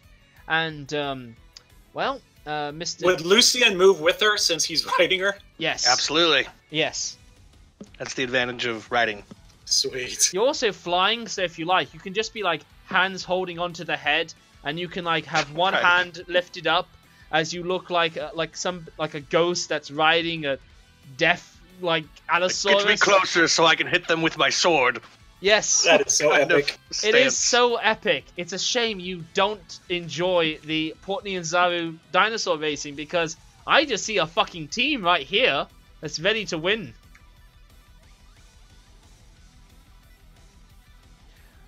So let's just retrace your steps back there, Miss Allosaurus, because over here is where the track is on the ground level, and at this point is where the track is 25 feet above you, so another 15 feet higher than where you are. I've got that. Just so we've covered it. So if you want to come up this track, you're going to have to do it from over here. I mean, this should be a helpful reminder. There's 25 feet here. Can they pounce up? Interesting question. I mean, let's look at pounce. I'm pretty sure it's a situation where it's meant to be like the momentum helps carry them into pushing a bastard down. They may have a bit of a spring in their steps. I looked at pounce instead of Allosaurus like a knob. How tall is the Allosaurus also? The Allosaurus will reach to about Large. 10 feet high. Yeah, it's large. And its height it needs to reach is about, well, 15 feet higher. 15 feet higher, yeah. It's basically just down to how I want to rule how pounce works. It just says it possesses a great size, no specifics. Yeah. Moves at least 30 feet straight towards a creature, then hits. So, no, this pounce isn't like a jump ability. This pounce is, I know how to use my momentum to carry on. So no, it's not going to be able to make that jump. Yeah, they could dash to the ramp then. Well, let's do this properly and see. So, what's your speed, Allosaurus? Thank you. So let's see a dash. So yeah, it'd be 120 feet. That will be 120 feet. So at 60, we're at here. And then we go underneath the cart. We get to here. Then, boom. Something like that.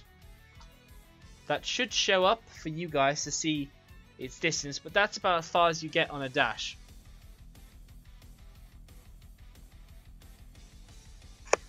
So as you can see, you do end up a little bit short, but you're more than close enough, and these salamanders are going to get a bit fucked up.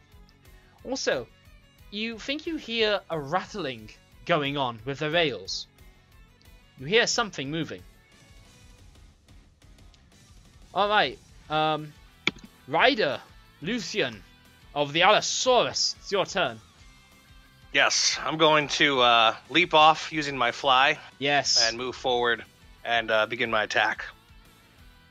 I will attack the mage first. Absolutely, that is going to be a hit.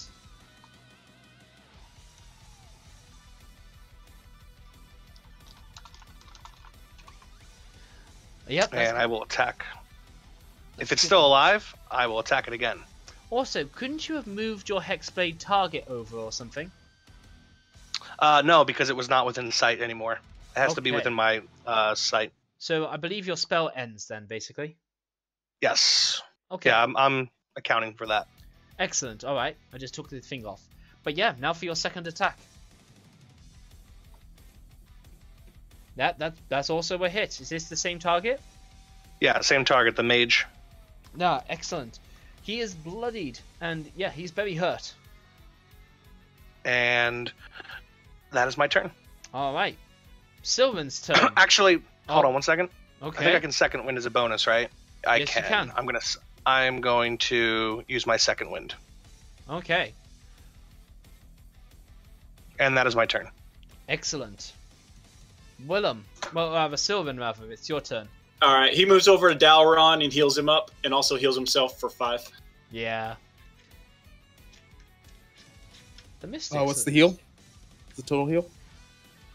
I'm rolling it now. Wow, good heals. So Daron gets a full 18. And yeah, you don't have to make death saving throws anymore. Willem, it's your turn, sorry. All right, time to fuck shit up. Yep, time indeed. Also, well no, there we go. Okay, you go into mushroom space. Pardon me, Mushroob. Ah, I follow you. You got another lightning bolt in the tank. Yes, sir. God damn. Okay, so you push Mushrib to a wall. Where are you getting these lightning bolts from? Just spell slots? Yeah, this will be my last 3rd level spell. Okay, fair enough. Fair play. Yep, they're both going to make dexterities. The Salamander Warrior fails. And the Spellcaster fails. So, it's going to explode and die. Its fireball goes, and this one's going to be eviscerated in lightning. Your lightning, Kazap! yeah, your Kazap thunders and rocks through here with unimaginable ferocity. And I just give a little salute to Mushroom. He raises his great axe of rah, as he's definitely pumped up with battle. Kefri, it's your turn. Yeah, I guess I'll just, I don't know, cast Healing Spirit. Okay, so you bring out your little Oxytal again. What kind of sound effect Yep. do you want that Oxytal to have? I don't think they make noises, do they? Well, yep. I don't even know what an Oxytal is, honestly. They're cute little things. My granddad used to keep them. Ah, For Oh. no good reason. Maybe it does the Pokemon thing and just says its name. Oxytal! Axolotl. Oxytal. Yeah. So, yeah. One will get 8 healing points, and then it can move 30 foot. So I'll move over to Mushrib to get another. Was it 2d6? I think. Thought it was 1d6 or something. Oh, I've done it as high level cast. Oh, yeah. Crap, nice one. Okay, sweet. I might as well. So I get 8. Yes. Excellent. So this little Oxytal just floats around Mushrib. Yeah. So it's a bonus Okay. action. It can move 30 foot. So 1, 2. So yeah, he can just get to there and give him a bit of health as well. Wonderful. All right. Excellent. 7 more hit points. It's a cool little spell. Yeah. Ability thing. The fire newt seems a bit nervous of the rails for some reason. It's going to, and it doesn't like the Oxytal healing you, Thingamabob. Let's see where you are in the initiative order. Well, that makes a little difference. So, it I'll is just move it off to make it easier. right over to the fire newt to help him out, because he needs it. Okay, what's he gonna do? What's he gonna do? Yeah, he's just going to throw a Scorching Ray at Willem. I just got those hit points, damn it. Well, you're about to lose them, and it's just going to do 12 points of damage to you. It is going to take an attack of opportunity, and it's going to run up this staircase, this mine track. Yeah, it's going to run up that mine track as it heads on. Thank you, Shizu. That was very helpful of you, actually. That was very helpful. So let's see. And it's going to just, as you can see what it does, it goes off to the side and waits. Okay, Mushrib's turn.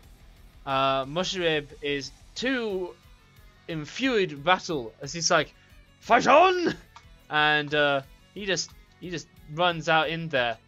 Also, you hear him kind of go, oh shit, there's a minecart coming, and he dashes back in. Daron, you're awake. That's about your Alright. achievement today. Hey, I took 2 fire breaths from a dragon and You did. You and a did. bunch of claws. You did, and you are now hairless for your efforts. I'm now hairless for my efforts. Yes. So I'm gonna go back up to my rope here and pretty much climb all the way back up here. Your hands are still so hot from the fire that the rope burns. Not Just really. had to get rid of my rope. I had to get rid of that endless locks of rope. Not really, but it's still a painful process. Give me a constitution check. Yeah, good. Healing be damned. Holding this rope fucking hurt. But nothing a dwarf can't handle. And I will use as my bonus action my second wind now. Okay, awesome. Alright. Brightheart, it's your turn. Not much for an Allosaurus to do now.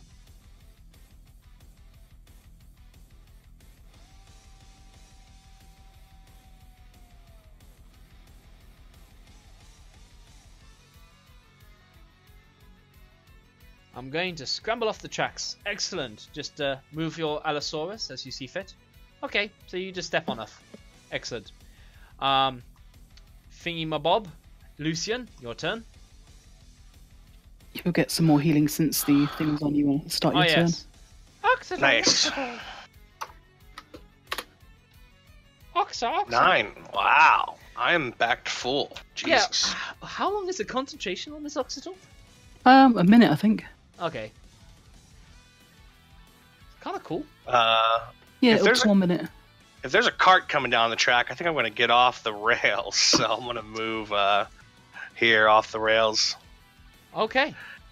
And I will ready an action in case anything is on that cart with my greatsword. Okay. Sure thing. Sylvan, he takes some kind of action. He's feeling really alone. Yeah. Just him and his money pile, I guess, as he's gonna get to looting. You know, first pick maybe. Alright. And with that, finally, the minecart bowels down with supreme speed and just basically hurtles its way at phenomenal speed straight down, and when it hits the barricade, it just erupts and breaks apart. And Miss Allosaurus, you were ready and waiting, so you miss it. And yeah, no, that's it. Well done. You guys have beat the dragon. Excellent. Woohoo! Good job. Good job indeed. Dragon Slayers. Let me just sort out the tunage. There we go. Now, as promised, Codium, would you please care to read out the treasure? Okay, so would you like to go look at the treasure that's there? Of course. Yes, absolutely. Oh, only if you're Guess while sure. we're doing that, the axolotl's going to fly around and just heal everyone up to full for the next minute. Yeah, it can probably just do that. Hmm. Yeah, if everyone stands in a square, it can just whiz around a few times, can't it? Oxidol. That's actually a really good spell, then, if you can do that. Jesus. Really good out of combat healing. Yeah. Yeah. Yeah, and Yeah. in combat healing, that can do a lot. Also, Damn. your Allosaurus comes back and just towers over you, going, "Ah!" Yes. Hi, guys. I give him a little okay. scratch under the neck. Or her, sorry. Yeah, nice. You fly on up and you scratch underneath that Allosaurus jawbone. Oh, okay. Oh, do you have to? We're all enjoying the Allosaurus. Wow. You guys had a fight with a dragon, and you guys are back to full health. Like that, before a short rest. You feeling ready Jesus. to take on Omu yet, or what? The jungle Man, has made you that strong. healing spirit is clutch. Yeah, It's really good. Yeah, I think it's going to get errated at some point, but at the moment, maybe. Hmm. pretty good. Anyway, so Right. So in the main horde bit, you get 3.3k gold. I will write. Are one of you writing this down? Who was going to take? Was it Vic? Yeah, I was, but I haven't started yet. So how much gold was that? 3.3 thousand gold pieces. Cool. 15,000 silver pieces. Or another 1,500 gold, basically. 45,000 copper pieces. Which is 450 or Mhm. gold, essentially. Yeah. A gold embroidered scabbard, worth 25 gold.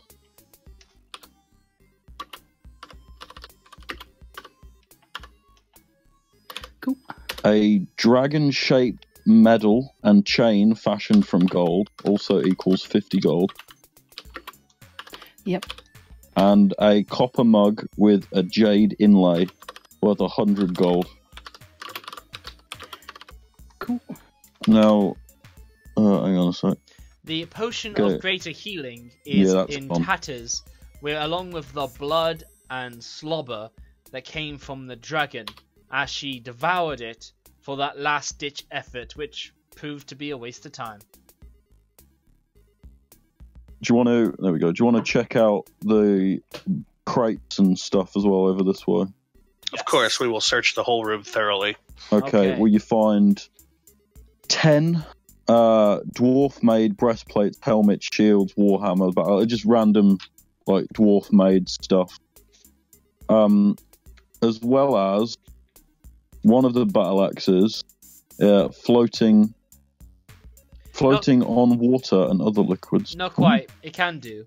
But this battle axe has the Defic runes on it, and that is Dwarvish script. For Daron, this is no issue for you. And for Mushrib, this is no issue for him. The name, and all good weapons deserve a name, reads as follows. It is the majestic, mighty weapon of Dwarvish ancestors. And its name is Bob. Awesome. I shall take Bob. Yes. Now, Mushrib does go, I don't know about this one, but... Hey. He got the gauntlet. He got the gauntlet, and I said it was okay for him to take the adamantine plate. Oh, don't get me wrong, so lad. forth. This is, listen. If anyone deserves Bob, it's gonna be you. Because, you rallied. You did kind of die. As he stands there with all the hair burned off of his face. And Mushrib, it finally hits him as he goes, oh, God. Your beard. You're beardless. Do you need a hug? I do need a hug. He's like... Careful the burns. It's okay, lad. Bring it in. I understand. He gives you a firm embrace, and he does the guy thing of, like, slapping your back in that hug. And the harder he hits, the more he's intending to mean goodwill to you. So he's, like, snapping your spine back with, like, the... It's okay. It's okay. You'll grow back. You got magic. You got magickas with you. They'll help grow it. I guarantee it. It'll be fine. And he's just like, here, you take this battle axe. You need it. And he hands you Bob. Is it a tuned weapon or not? He didn't say it. So it's a +1 battle axe, which does not require attunement. Yeah. So it gives the... You go on, use it. Thank you. It's cool. So it will grant the bearer advantage on strength checks, and it will also allow you to swim. And you'll basically have a swim speed, or no, it will make you have advantage to swim, which is great for you as you're a man of the sea, and you can feel these sort of energies flow into you. So it's very odd that such a weapon might end up here, especially a Defic, dwarvish battle axe. Daron, fate is just handing you the most ideal weapon for your sailor dwarf. There has never been a great axe better suited or better deserved. On top of that, the great axe is a +1 weapon, so it counts as being magical, and it has +1 to attack and +1 to damage rolls. Furthermore, it floats on water and other liquids. So this is why it gives you advantage on swim checks. Can I potentially, obviously, since it floats on objects, I can use it basically to, like, if I'm in the ocean, I can sit on it or something like that, right? Or just like use it as a log kind of thing. Use it as a log. Oh my god, a surfboard!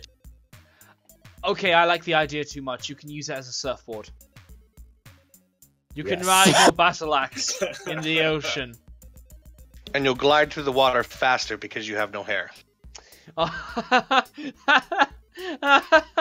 Oh, that might make a dwarf cry. But yeah, that lump of money you see there, you pocket. And with that, what do you guys get up to now? Because the did anyone take advantage of looting the dragon parts? Ah, yes. Thank you. Whoever has the herbalism kit, yeah. So, checking out with your great axe, you can hack apart this dragon. Now, yes, I want dragon organs and such. So, I need this listed, and they may equate to various different things. So you need stuff that's transportable. So let's say you collected the gizzard of a dragon, a red dragon. So the gizzard of Tinder. In fact, I'll tell you what we're going to do. We need somebody to carve this up. That's what we need. You know what we need? We need a guy who's the ceremonies of your Thanksgiving turkey for you Americans. So who's going to carve the turkey? I imagine it'll be a dexterity check. It will not be a dexterity check. Really? It will be. It is a immobile, stationary dragon. He is a strength check to hack at that dragon hide. I'm going to I'm basically going to turn Bob into a electronic carving thing as I jolt electricity through it and begin just nice. cutting through the dragon. You jolt electricity into yourself to power you up as you. Yeah, I get it. Excellent. Okay, so let's call this an attack roll. Give me an attack roll. No need for damage. Oh shit! Okay. First use of Bob, and it's Yeah, that's awesome. It just shows that you're gonna have a good relationship with them. You are. You and Bob are a team that was meant to happen. Holy fuck. So, you tell me how you want this dragon carved up, because that crit says you're making the rules on this. Oh man, I mean, he just looks like a Thanksgiving turkey now. Even as we carve him up, I'm even gonna be like, I wonder if dragon tastes this good. You can sneak a piece, and yeah, it's fucking great. I will sneak a piece. It's fresh, burned dragon. You know, it's already cooked on the inside. Yum, yum, yum, yum. Yeah, you fucking carved that up. So with that roll, I'm going to award the following. 1 potion usable dragon's gizzard. 1 sum of dragon scales. A dragon claw. A dragon heart. And a dragon eyeball. Okay? These 5 components should be more than suitable for a variety of potions and potion makings. You can't particularly use a pound of dragon's blood, of dragon flesh and stuff like that. That doesn't equate to much. Oh, and finally, you are, well, because Daron is just so fucking brilliant with this, you figure, like, with a rubber tree, you hack the side of it, and then you collect the rubber that spills out. So what you do is Daron punctures a wound through which the dark crimson red dragon blood can flow, and you have a vial now of red dragon's blood. This may be very potent, depending on the potion you're trying to make. And just so we and the scales too, you said, right, for like making dragon armor. Well, it could be that way, yes. Though herbalism kit isn't going to cover making that. That's going to require a smithy, an armor, something like that. But he just means as parts. Yes. Yeah. A dragon scale breastplate or something. Yes. Don't worry. You could absolutely put this to that use. Just so, put all these items in your treasure, Brightheart. I would like it if you would deal with this, please. And these will be under your control. Just so we've covered this, what CR is that dragon, Co-DM? Oh, I'm sorry. I believe it was a 10. Hang on, I closed the page. It's okay. 10 will be... Yes, it was a 10, thank you. So, yeah. Brightheart and everybody else, where these items are concerned, when you look up items you want to make out of this, know that you can make anything as rare up to a rare magic item. So this could be put towards making a common, uncommon, or rare magic item. Keep tabs on that. Make a note of that somewhere. Remind me about it when you notice something in the magic items that you may want to try to make out of this. Some suggestions: Potion of Fire Breath, maybe a Potion of Clairvoyance with that Dragon Eyeball, Dragon Scale, stuff like that. Good to know. Yes. Moving on. You have a good hoard on your person, and for sure, you guys are jingling with coinage. Where do you want to go now? Back to town. I guess that will take you... Yeah, I imagine we go back to the forge. Okay, sweet. Unless we want to clear this place out first, which we might want to do. We should probably do that while we're here. Yeah, because didn't we're at least helping the one- dwarves. We are here. Yeah, at least one of those creatures escaped. Yeah, the newts. We have to clear them so that the dwarves will obviously never have to deal with them again, at least for a while. Nice of you. Can we take a short rest, or potentially a long rest? Oh, we're all healed, so Yeah. Yeah, we might as well. but your warlock can benefit from his OP spell Yes. slots again from a short rest. Yes. And the sorcerer would like to get back his spell slots as well. I'm gonna encourage everybody to climb back up the rope, and then I'm gonna take my rope back. Wasn't your rope singed though? I don't know. Was it, DM? What was up? Your, Well, oh, no, it was right there. I don't think any of the fire breath... I joked about there. your rope being burned, but needless to say, there was enough fire going on that it could very easily be burnt. But I joked that your hands were still now- on fire. Oh, okay. All right. I mean, you know, it'll be fair. Maybe, you know, half of it was burnt. Maybe it's only 25 foot now or something like that. I won't be awkward. It's fine. All right. Well, no, you didn't have it on your person when you got hit by the fire. I did not. No. It's okay. It doesn't need to be covered that much in depth. The point is that there was a lot of fire and you guys prevailed. That room is also charred black with that extra gouts of fire. So is your dwarf, to be fair, but, you know, that's because he's disfiguredly burnt now. So, moving on. Move We as take our you long wish. rest. You can take a short rest. A long rest may be Oh, I hazardous thought we were to your doing a health. long rest. A long rest may be hazardous to your health. Yeah, we don't need a long rest. We're all healed. Well, some of us want our spell slots back. You can Some do it of on a us short being rest. me. Nope, I gotta take a long rest. Are you sure? Sorcerer. Okay, so Yeah. you want to risk a long rest? That's up to you I don't. guys, but I'll be down some spells if we decide to move on. I mean, what's the worst thing that's going to come down and get us? We've just killed a dragon. Alright, I'm good to go if you want to keep going. I Do just you gotta get any remember. spell slots back on a short rest? Negative. How many spell Yes. slots do you have left? I have 4 first and 1 second. Yeah, no problem. Yeah, we You'll should be all alright. I think We'll be you're alright. fine. You got cantrips. Good. Yeah.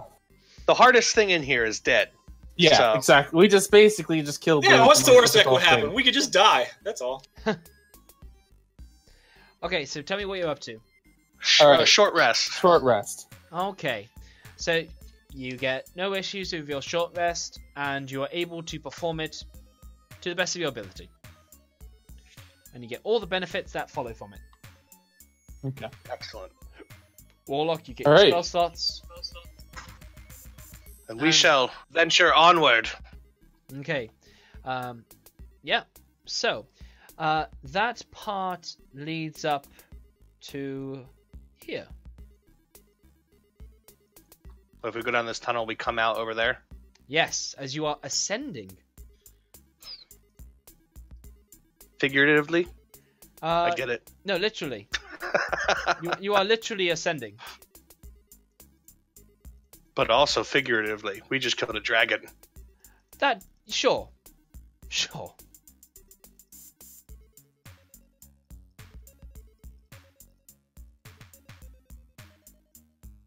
We're gonna need more space than that.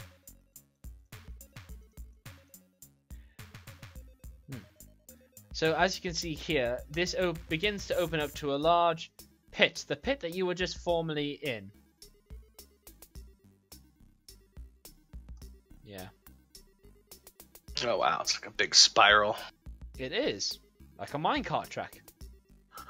75 feet up, so don't fall. Got it. Yeah. How rickety is that surface to my west? To your west? Oh, west. Got you, sorry. West. Yes. It has a few cracks to it, but otherwise it is still fully intact. Is there anything on it? Besides just like, Let's see. or is it just there? It just seems to be there, quite honestly. Doesn't seem to be much going on with it. Alright. Is that a lever or another rack? That is a lever. It is indeed a lever.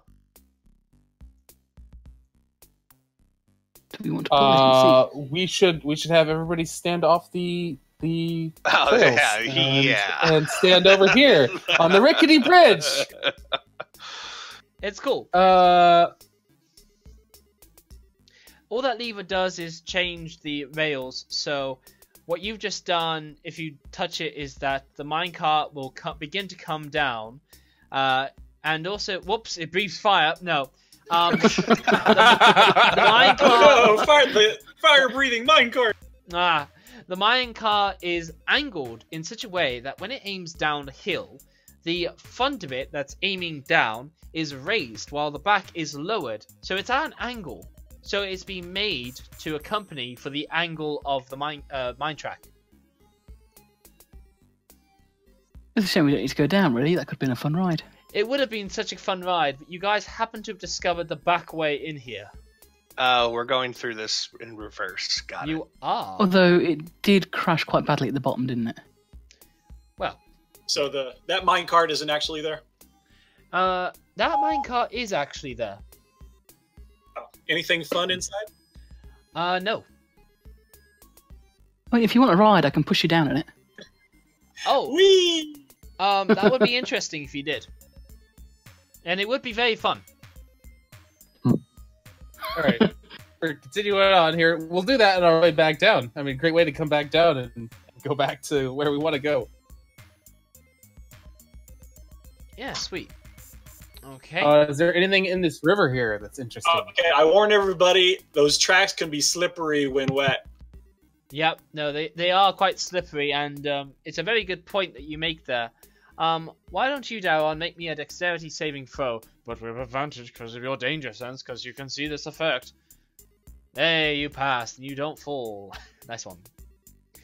Okay. Oh, I would have tried to warn him before he actually... I'm so used to this. yeah, you are. Yeah, you are.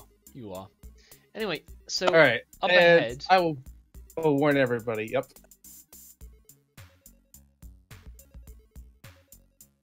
Should we, like, tie a rope?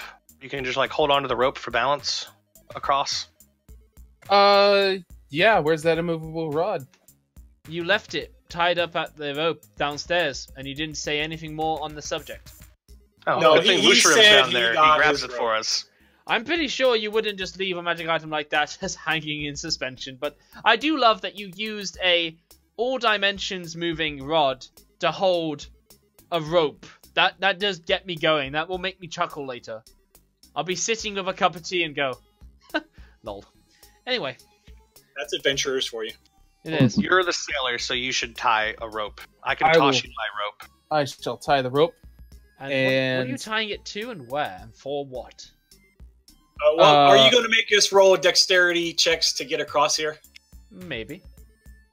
Yes. I will use the immovable rod and tie it to the immovable rod. And then throw the rope back across. Everybody carefully moves this next 10 feet, because nobody likes to take a gamble. No one likes to roll the dice in this dice game. And you all carefully move across. You'd only drop 75 feet, yeah. Yeah, that would only do... What is it? A d6 for every 10 or 5 feet? 60-10? Yeah. It would be a 60-10, because your first 10 doesn't count. Yeah, you're right. Alright then. So, you guys basically keep following the minecart track, following as it ascends up.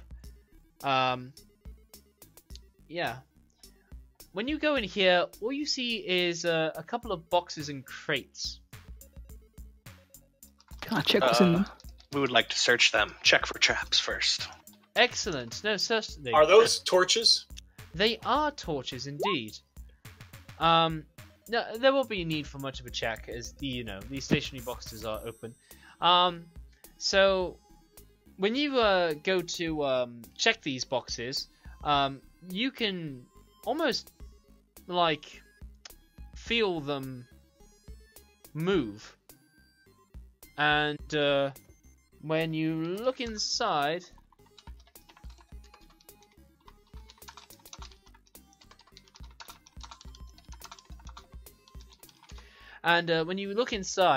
you like have that tense moment. You reach out to the lid, you carefully uncurl it, then you lift the lid off all of a sudden to find that nothing's in it. And what you see is it did not in fact shudder, but it instead had a rock dropped on it. And you guys suddenly see from above a bunch of kobolds that are flapping above there, waiting for just such an occasion. And we are now back into initiative. Ah, little buggers.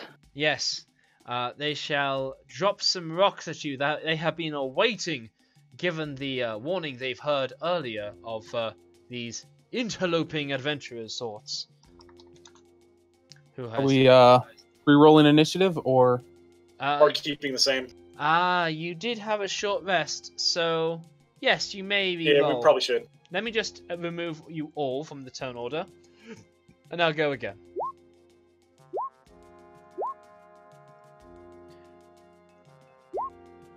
Okay.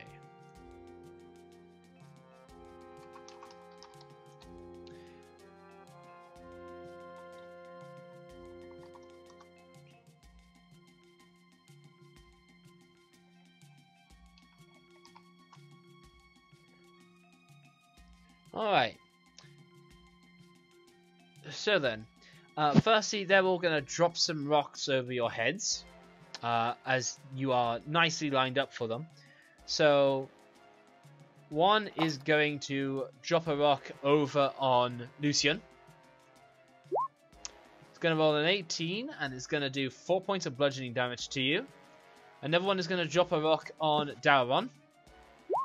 It's going to miss. Another one is going to go for Kifri and drop a rock on her head. That's going to be a 23 and will do 9 points of damage to you. Sylvan, you're half in some wall, so I'm going to move you here. Well, no, Oh, that's William. I see that space there, and I can see that's enough space to squeeze into. Another is going to do a drive-by, and will flap itself over to here, but in so doing it's going to get a dropped rock on you, Kifri. That one. And then another one is going to do a flyby on Daron, and drop another rock on him. And it's going to do a 20, and it's going to do 6 points of damage. Now go on, yes? These are flying kobolds? Yes, they are. They have little wings to them. What sort of kobolds are these? The kind that you see once between every 5 other kobolds. They are typical kobolds, but they are a slightly somewhat rarer breed. Some say that they were in fact blessed by Tiamat. Anyway, that's their surprise round. So now Sylvan, it is your go.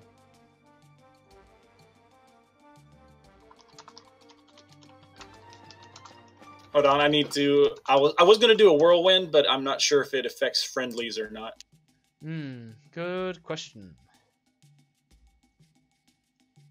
No, it's all creatures, so I don't want to hit my allies. So he'll just dagger the kobold beside him. Alright.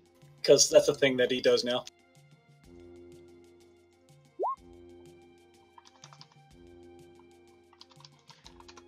So that kobold is more than outside his range, unless he wants to throw that dagger.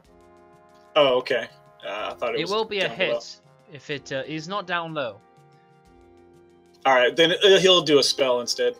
Okay.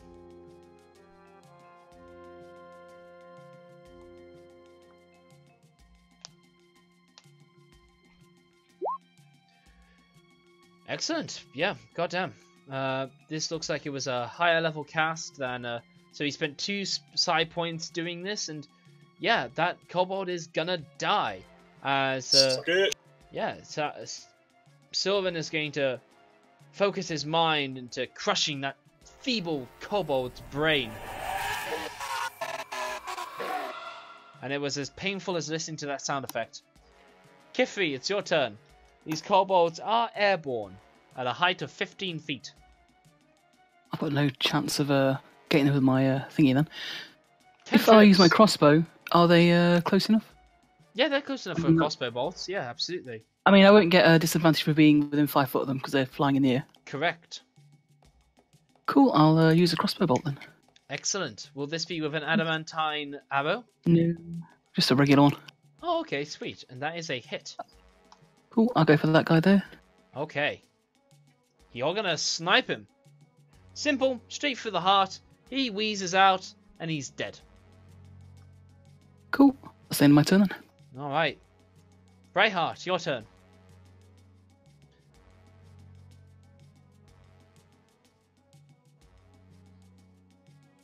Yeah, that's a hit. Roll damage. That's a kill. That's just another charred kobold. Straight off your fingertips. Pop. Pop goes the weasel, indeed. Alright. Now it is the... Why do the kobolds have initiative 30? That's not right. They had initiative 15. Anyway. Their turn. So... Kind of hoped more people would be on this ledge so they could try to shove them. No matter. They're going to continue their drop rock situation.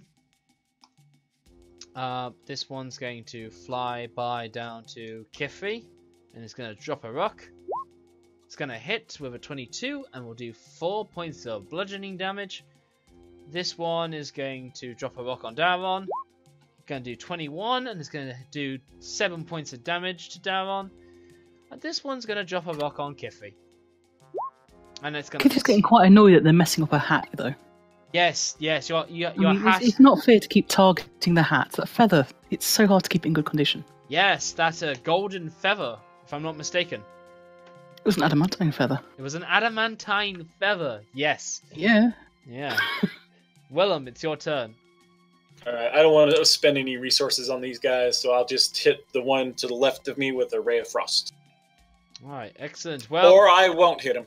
Yep, or you won't hit them. Yep, pretty much. Now, fair play. Hang on, just opening up some things to be seen. Yeah, sweet. Yeah, that's just plain miss. Lucian, your turn. I'm going to shoot a Eldritch Blast, one on each of these kobolds here. Nice. The 2 that are up there. So I will attack the one on the left and the one on the right. Those are both going to be hits. That is not going to kill the first one, actually. I'm not much of a ranged character. Is that... Do you focus down? No, 1 on each, so 4 to one, 2 to the other. Alright, yeah, they're both going to stay alive. Daron, your turn. In that case, I'm going to ready a javelin and... well, first I'm going to rage, and then I'm going to ready a javelin and throw. Ah, excellent. That is going to be a hit, and that's going to kill a kobold.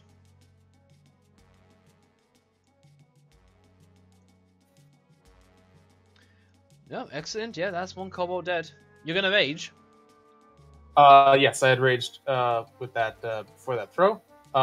And since they're 15 feet in the air, that is not the 10 feet distance to actually use my lightning. I'll allow it.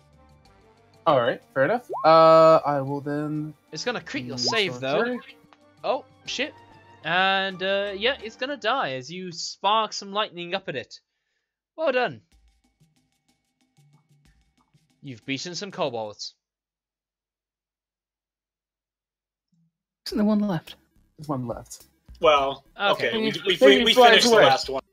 You finished the last one. There's no variety here. You killed these guys with a lot of ease. Winged rats. Yeah. I'm going to Winged recover my rats javelin. indeed. And then, I don't think I've seen a flying kobold before. Very interesting. Very interesting. Nice. So when you look in the boxes, there's nothing of value for you. Ah, Hitting on the golds. Now then, as you continue upwards, yep. So everybody starts getting into a line. Yep. Yep. This looks secure, does it? Yeah, that looks secure back there. As you begin to come over to this ledge, yep, sure. Boop, boop, boop. Just need people in a line. Yeah, nice to the edge and all that jazz. are you setting us up for something? No, You know he is. no. You know he is. You'd never do that. Why would I ever do that? Why would I ever? What do you think of me? You know, what would I? Do you want the truth? Yeah. Why would I do such a thing? But I mean, technically we pay you to do it, but you do technically pay me to do it. That does make you masochistic in some very interesting way. it really does.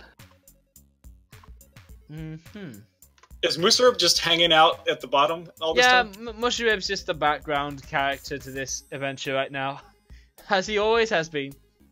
Okay. Swimming down in the golds.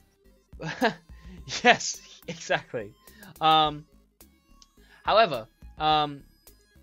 you guys do find that you're found next to, yet again, another trap, as some kobolds line up to execute it.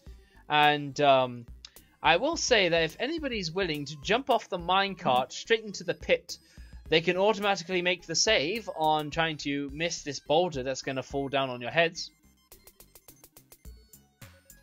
Can I cast a spell? No.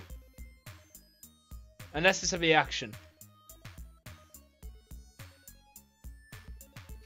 I Forward the reaction if you've got that. jump over that way.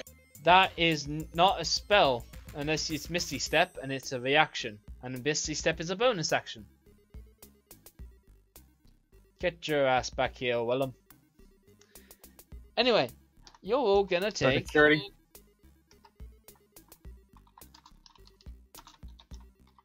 You all take... you all take 1 point of bludgeoning damage. Wow. As this thing just barrels and hits over you. Yep. Is Kithri short enough to avoid it anyway? No, this is just going to roll down the track enough and then fall off to do 1 point of bludgeoning damage. As They give us all a bad headache. It does. It does give you all a bad headache. I am royally pissed off, and I'm just gonna go right up here with my axe. but before that, Say, what did you think you were gonna do? Before that, these kobolds are going to flap their little wings and go into here, go into this region over here as they flee after setting off their ingenious trap. But yeah, and as you go to chase after them, in fact, yeah, do you all go after to chase after them? Oh, I am. Yeah. I have rage to continue. Yeah. They actually bent the feather on the hat this time, so there's no mercy. Nah, Yeah, don't worry. I'm There's trying no, to there's use up no my rage bending here. of the adamantine feather. Don't worry. It can maybe be. No, the real feathers. I mean, Ah, right. Okay. Alrighty then. Okay. Let me just. Okay, so I need people to make me another dexterity saving throw, please. Okay. Cool. Cool. Very nice. Cool. Alright, sweet. So this kobold that you now see, this is rather funny in the verse. Okay, yeah. This kobold that you see now over here gives you a sly grin that suggests you're falling into its trap. And basically, from the minecart rails, another boulder begins to roll down from above. Daron, you unfortunately, with your position and given that you charged out in there, even with your danger sense, you will fail and will take 29 points of damage as this boulder careens across into you. Kifri, you managed to put some of that halfling size to use to avoid some of the brutalness of it, but you will take 15 points of damage. Then Brightheart, you just barely manage. You will take 15. Willem, you'll take 15. And Sylvan will take 15 points of damage. And then the kobold seems to be armed, ready for when your Cohen try to strike him. Anyway, yeah, so that's the end of that business. So, Daron, or whoever wants to... how much damage was it again? And it was bludgeoning? It was bludgeoning, and it was 29 for you that had failed. Alright, I'd say half that then, actually. Why is that? You're enraged. I am enraged, yes. Excellent. Awesome. So up ahead... Do we see what's down that way? Not so much. But what I can say over here is that a fire smoulders in a pit in the middle of this chamber, with lizards, bats, and quippers slowly roasting on a stick propped around it. The fire illuminates the cave's kobold inhabitants.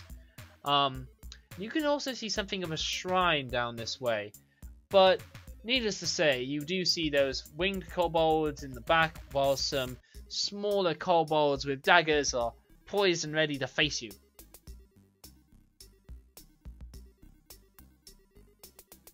Right, is it Kithri's go? It's currently out of combat, but maybe I should rule this to be in combat. Otherwise, I'm just going to charge this kobold. Yeah, I think we're all pretty pissed off at them at this point. Yeah, because Daron's front, I just want him to go first. Alright, I will charge in. I'm going to charge in with Bob. I'm pissed at this guy. Excellent. Very good. Lovely. Make me a dexterity saving throw, please, as you have fallen for yet another trap. Ah! 16. Oh yeah, because that's a bob. That's not a thing. Okay then. So. Yay. So. Yeah. You will take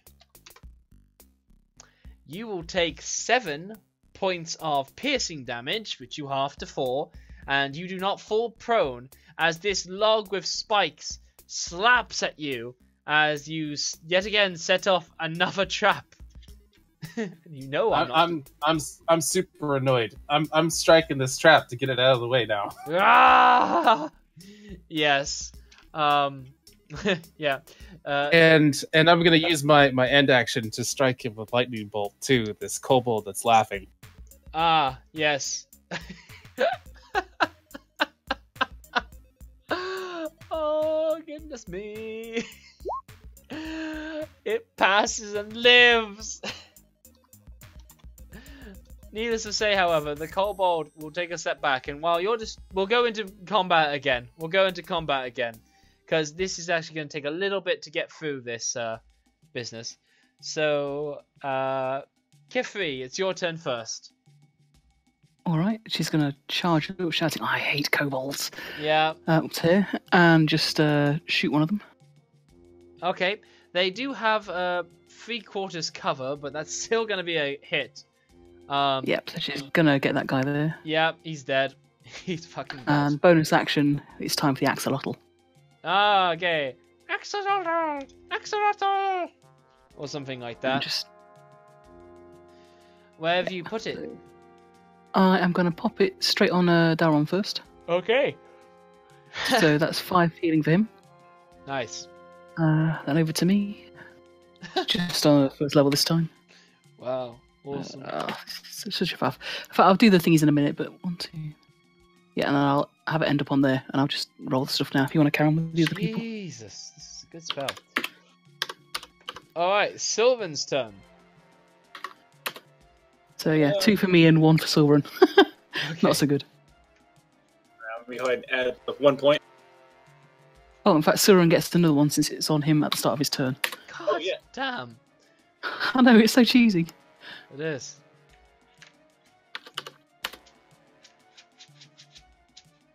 Aha! And there's none of my allies in range, so I can use his AoE spell. Okay.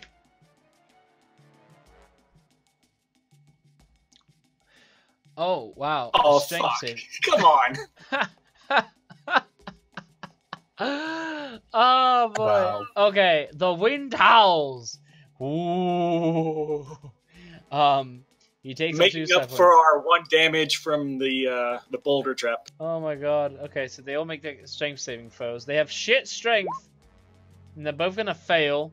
And yeah, all of the kobolds fail and they get whooshed around. And they all take 1 point of bludgeoning damage. Is there anything else in that? I'm not particularly... Let's see. 20-foot radius, and I can move them anywhere in that 20-foot radius. Let's say you center it on the fire. Go on, where do you want to put them? Alright, so I imagine I want to put them all here in Okay. range of Yeah. Dalron. You pull them all into the wall. Or, you know, into the trap wall. Alright, and that's his turn. Okay, brilliant. Brightheart, your turn.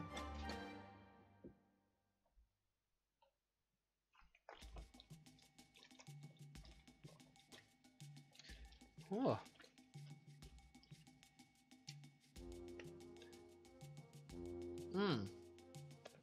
If you Yeah. run through the axolotl, it'll cure you anyway. Yep. Little axolotl going to help you out. But if you do a cure wounds, we can do a bit of that. Yep. You do a cure wounds and you heal yourself up. Okay then. That's your turn. Alright, let's see. This should be rather interesting. Why are they initiative 30 again? I don't know. But I know that they are, you know, initiative 15. And that's all that matters. Okay. Doodly-doo-doo-doo-doodly-doo. Let's see what we got. Doodly-dee. Ba-ba-da-ba-dee. Let's roll a d8. Whoops, I don't want 2 calculators. That's not what I need. Slash GMO 1d8. Okay. And we'll do that again. Nice. Nice. Okay, sweet. So then, 2 kobolds appear in this other room, or rather they reveal themselves, and they look a cut above the rest, and they are adorned with this variety of mix-match equipment, and I'm going to show them to you now. Look up Kobold Inventor. I especially like they have a cage with a skunk in and a stick with a scorpion on it. They're pretty resourceful individuals. Each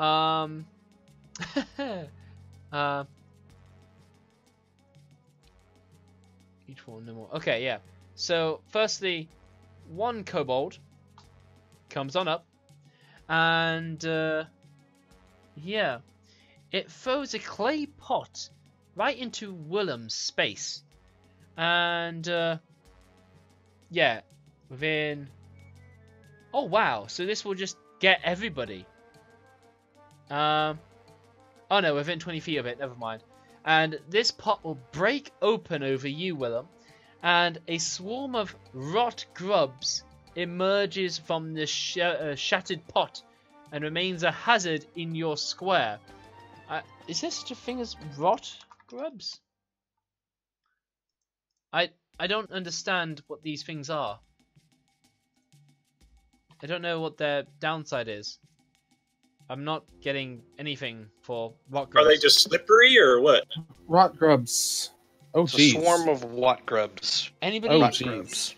Anybody have any info? Yeah. So They're I in just looked it up. bolos. Yeah. Oh, I don't have Volos immediately on hand. I have a link here that you could use. Yeah, thank you. Appreciate it. This What? appears to be Why bring these accurate. I in? whispered it to you. Yeah. They did well to bring in these things, but they did badly to not bring in the necessary rock grubs with them. I could grab Volos. It is behind me. Looks like rot grubs do 3 1d6 piercing damage on first round of contact. That didn't make a lot of sense to me. Okay. That's not what mine says. Okay, here we go. I must have been wrong. I'll take this here. So they have that many hit points. Okay. Bug. Let's see. Oh shit, though. They have a lot of bite attacks. Yeah, gotta. I'm gonna take They this. infest a target. I'm gonna take this this bee-looking thing right here. That will be our rock grubs. 22 health.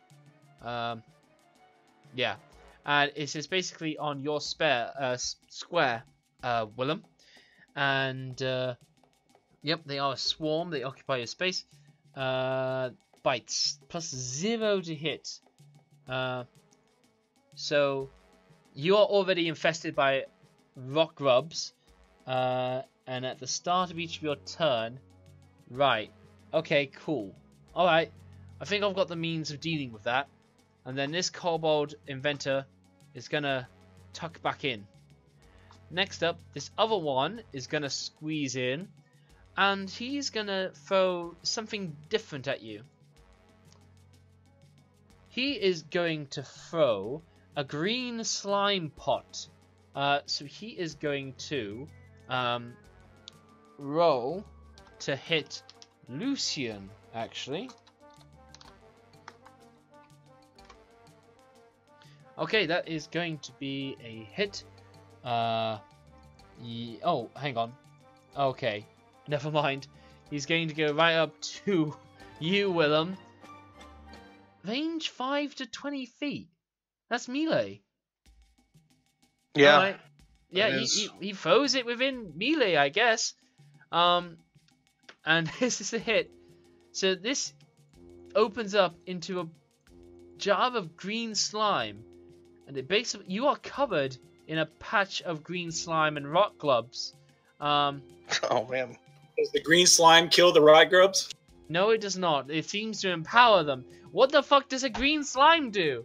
God damn it, Volos! And he's just gonna stay there because he can't disengage out of this easily.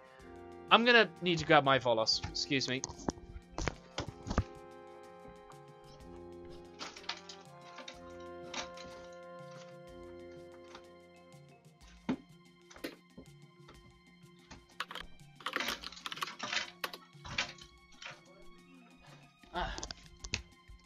Alright, we got our Volos guide to everything here. Alright then. Now let's try and find what we need. A B C D E F G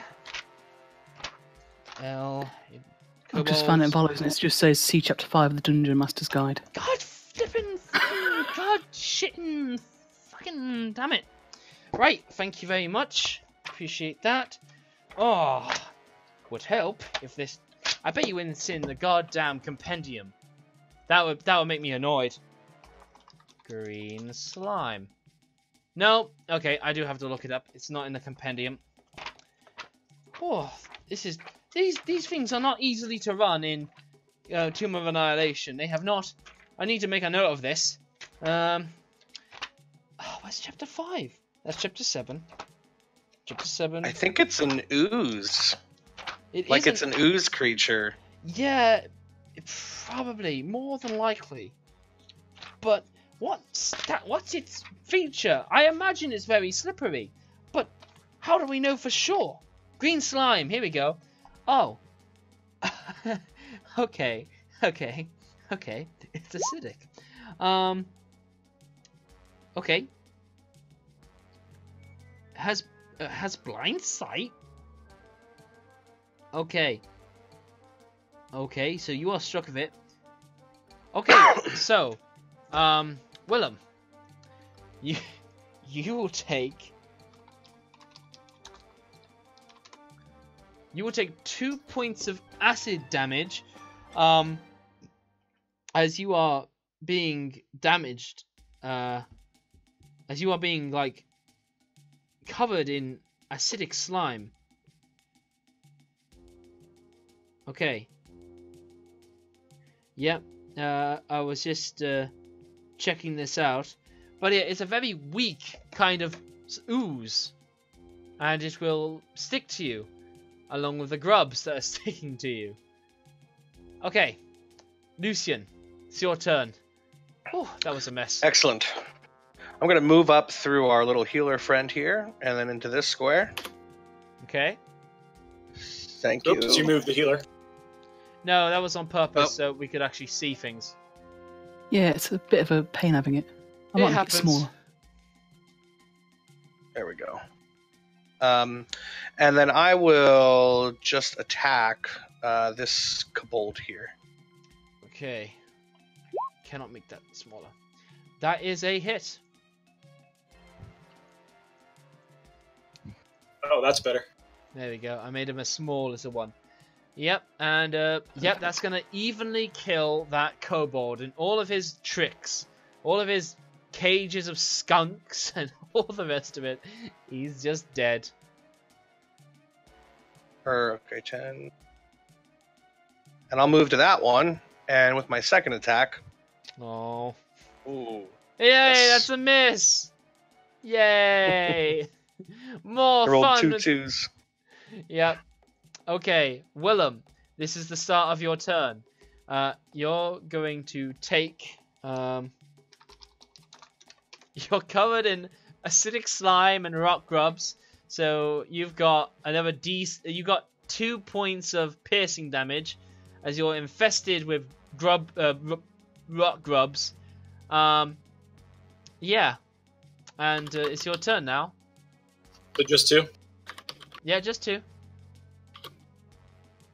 I'll move on to the healing guy. Oh, they also seem to be burrowing into your skin.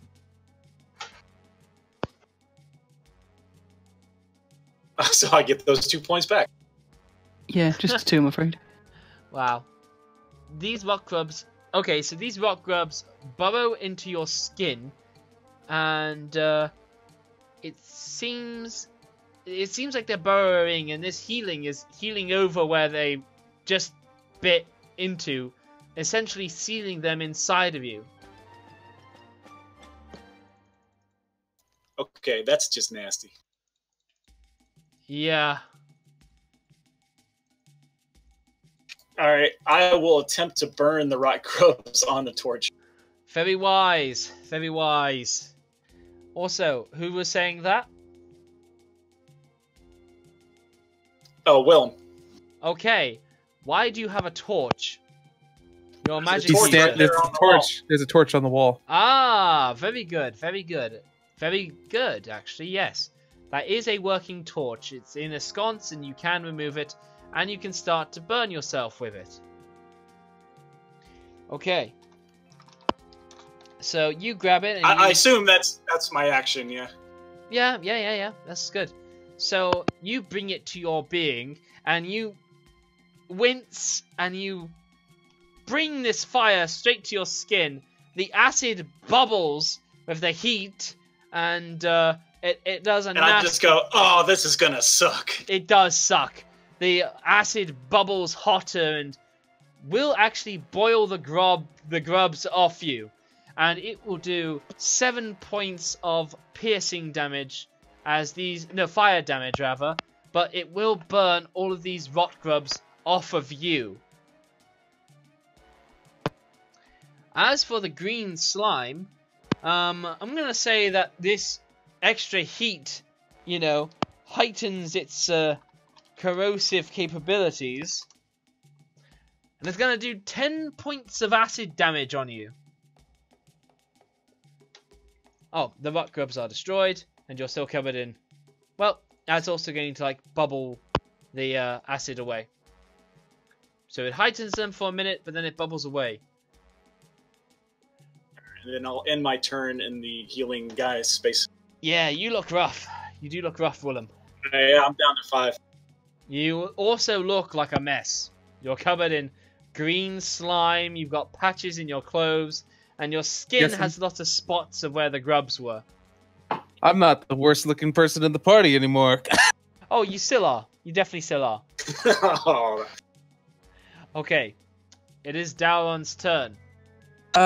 So is this trap basically blocking the path? Yes. Unless you want to go around.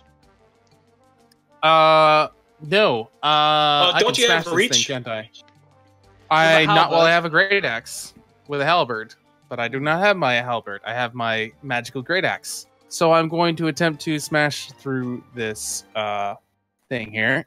Okay. Attack it. That's going to be a good hit with Bob. And that's going to be enough to kill it. All right. And then after removing the trap, I'm going to move it forward here. And then I will lightning strike at Kobold. Okay. Certainly.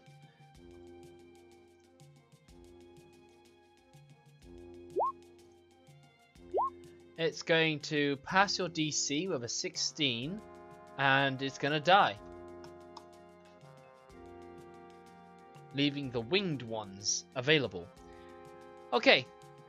So this seems like a good place to stop. As Willem is recovering in the healing aura of the Occital. Lucian is repaying back the Kobold Inventor for spilling rock grubs and green slimes all over him. While you've busted your way through the barricade to chase down these two winged kobolds to exact tremendous vengeance upon them, as you will also at this point get to see a staircase leading up from here. And with that, we will end this episode here.